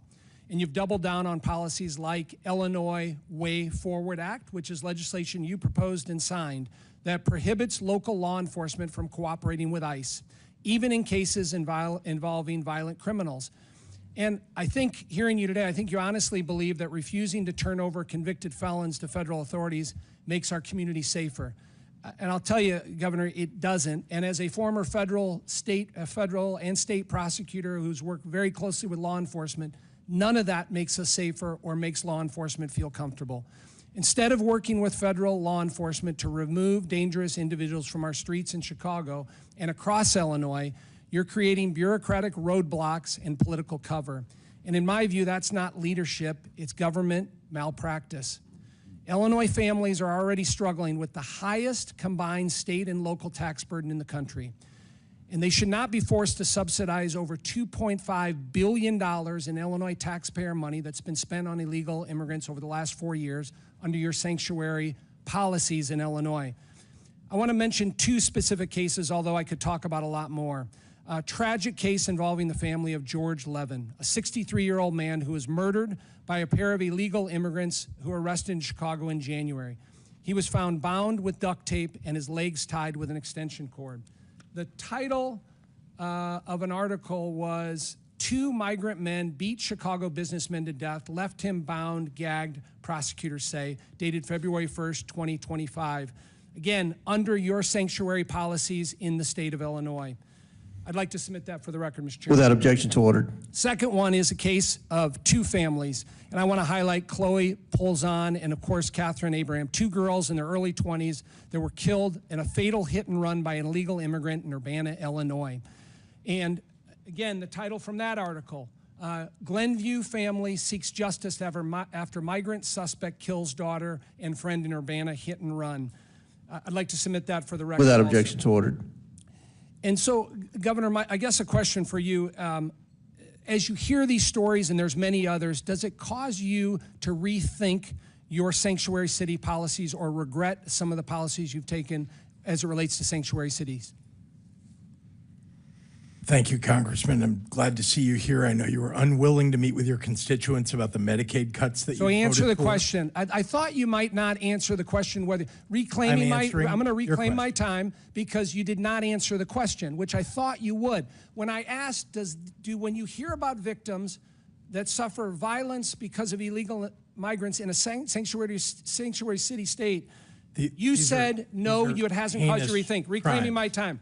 Now, Governor Pritzker, you mentioned reclaiming my time. I have the time. Judicial warrant is all the federal government. You all have the ability to fix this. Governor Pritzker, do your job. Do your job, Congressman. Yeah, I would deflect too instead of answer those questions. Now, you said earlier, in a response to a question from Chairman Comer, that you have been critical and had been critical of President Biden and his border policies. And you cited a letter, October 2nd, 2023, that you authored. So I pulled the letter, and I was looking for this criticism of the Biden border policy. 3 pages, nothing in there. Now, I'm going to submit for the record so everybody can see it. October 2nd, 2023, letter from J.B. Pritzker to President Biden. Not one mention of being critical of the border. Without objection to order. Thank you. Now, public statements on national programs about It's this. not your time. Governor Pritzker, it was mentioned earlier, all these rosy statistics about Illinois, but I want to mention a couple that weren't mentioned. Illinois is the leader in outmigration of people leaving the state of Illinois. We've led, for the last 4 years, 5 years, people want to leave the state of Illinois. We lost a congressional seat, as you're well aware. We have the lowest population in the city of Chicago now than in 100 years. People continue to flee Illinois. We have the 5th highest unemployment rate in the country, the 2nd highest property tax rate in the country, the 5th highest illegal immigration population in the country, with over 500,000 illegal immigrants leaving in Illinois. None of that got mentioned before, but that's the reality. And to be honest with you, Governor Pritzker, I wish you didn't have to be here today as my governor. I really do. But unfortunately, because of your failed policies, you have spotlighted Illinois, and that truly is unfortunate, and I yield back. Gentleman yields back. In our last half of that is completely false and needs to be corrected, and I will if given the moment to speak. Our population is increasing. We have a higher population as a result of the census that was done in 2020. It was your Republican governor. Governor, you'll have time to answer that. You were part of those policies. We are turning the state around. Chair recognizes Mr. Jack. Well, thank you, Mr. Chairman. And as the last questioner today, Mr. Walz, I think you're not going to need any more Diet Mountain Dew after this.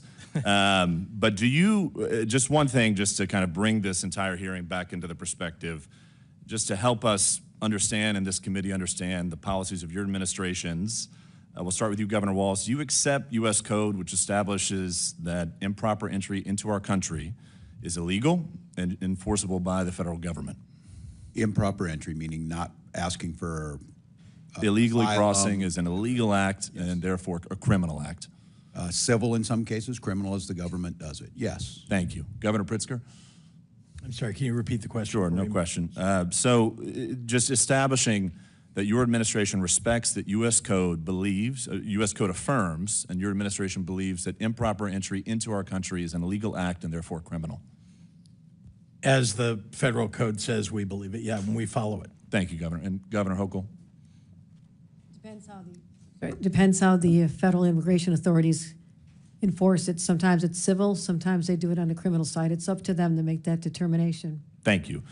One of the reasons why we just want to establish that is with respect to illegal immigration, I mean, you were elected in your states, but your state's policies affect my state in Georgia, affect my constituents in Georgia, because when you create policies that incentivize illegal immigration, incentivize folks crossing illegally and being criminals into our country, it challenges, it presents challenges to us and it presents challenges to our ability to protect our constituents. In my district, every single person on this panel, Republican and Democrat, has a story, a painful story about how an illegal immigrant or many illegal immigrants have taken lives of those within our districts. In fact, in my district alone, in Columbus, Georgia, Dr. Malcolm Goodchild was killed by a drunk driver illegally here in our country. Of course, we talked about Laken Riley. My colleagues have done that ad nauseum. So we also talk about the financial burden that's associated with those of us that represent folks in Georgia and your states as well. In Georgia alone, I just want for the record to note that $563 has been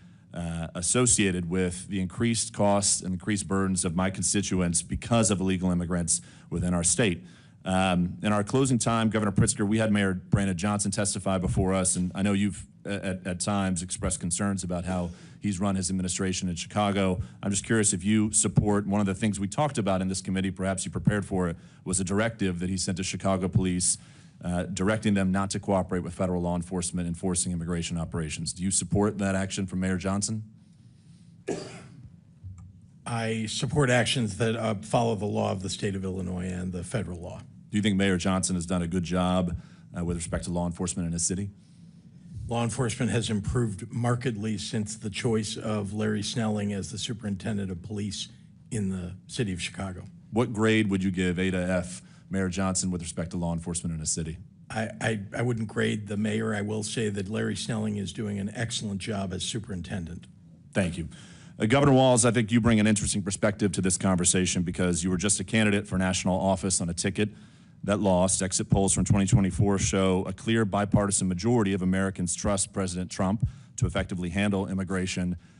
Recent polling affirms Americans overwhelmingly support President Trump's immigration policies by a 30% margin. Even CBS published a survey that shows 6 out of 10 Americans say it is very important to deport illegal aliens. And of course, we've established that anyone crossing the border is, in fact, a criminal. So Governor Walz, I'm just curious, given Americans' overwhelming support of President Trump's immigration policies, do you believe your record on immigration is one of the reasons you lost the vice presidency?